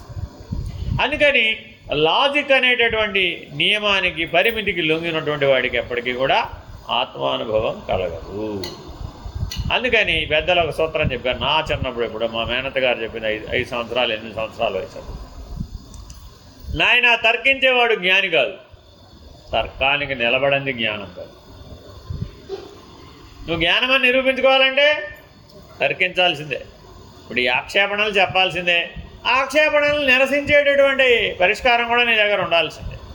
ఇది దీన్ని తర్కం అంటారు. అంటే ఒక లక్ష్యాన్ని దృష్టిలో పెట్టుకు చేస్తేనే తర్కం అంటారండి. వాదము, తర్కము, జల్పము, వితండము, ఇలాగ చాలా విధానాలు ఉన్నాయి. ఇవన్నీ ఒక లక్ష్యం ఉంటేనే వీలవుతుంది. లక్ష్యం లేకుండా చేసేవి తర్కం కాదు. చాలామంది తనలో తాను తర్కిస్తాడు, కానీ అవుట్కమ్ ఏమీ ఉండదు. 2 గంటలు తర్కిస్తాడండి, ఏం తేల్చేవయ్యా అంటే ఏమీ తేల్చలేదండి. దానివల్ల ఏమిటి ప్రయోజనం? ఎందుకని లక్ష్యం పెట్టుకోలేదు కాబట్టి లక్షణ సామ్యమైనటువంటి దాన్ని బాగా దృష్టిలో పెట్టుకోవాలి. ఆత్మానుభవాన్ని పొందాలి అంటే బుద్ధిని సర్వదా ఆత్మస్థితిలోనే లయం చేయాలి. అప్పుడు సచ్చైతన్య జ్ఞాన ప్రకాశ ఆనంద లక్షణములే నేనుగా తెలియబోదు. అని స్వరూపం 5 లక్షణములే. అది సర్వవ్యాపకమైన అవే లక్షణములు, పరిమితములైన అవే లక్షణములు. లక్షణంలో ఏ భేదం లేదు అని నీవు నీ బుద్ధిని ఓడించినప్పుడు మాత్రమే, సమాధినిష్ట ద్వారా వాసనాక్షయాన్ని పొందినప్పుడు మాత్రమే షడ్విధ సమాధి నిర్ణయంలో కూడా జరిగేది ఇదే. ఏమిటి షడ్విధ సమాధి నిర్ణయం? సంకల్పము, వికల్పము, షడ్విధ సమాధి నిర్ణయం. శబ్దానువిద్ధము, దృశ్యానువిద్ధము, అంతర్ సమాధి, బాహ్య సమాధి, సవికల్ప సమాధి, నిర్వికల్ప సమాధి. ఈ ఆరింటిలో కూడా బుద్ధిని ఓడించడం జరుగుతుంది. నీలో ఉన్న జీవభావం పూర్తిగా నశించిపోతుంది, వాసనాక్షయం పూర్తి అయిపోతుంది, మనోనాశం పూర్తి అయిపోతుంది. ఒక్కసారి మనోనాశం వాసనాక్షయం కనుక షడ్విధ సమాధినిష్ట ద్వారా ఎవరైతే పూర్తి చేస్తారో వాళ్ళే ఆత్మసాక్షాత్కార జ్ఞానంతో మేల్కొంటారు. అప్పుడు ఇక శాశ్వతమైనటువంటి ఆత్మానుభవంలోనే ఉంటాడు తప్ప ఏ రకమైన ఆక్షేపణ భేదాభేదములు ఏర్పడవు. అదేనండి. హరి ఓం శ్రీ గురుభ్యో నమః. హరి ఓం నారాయణ నారాయణ.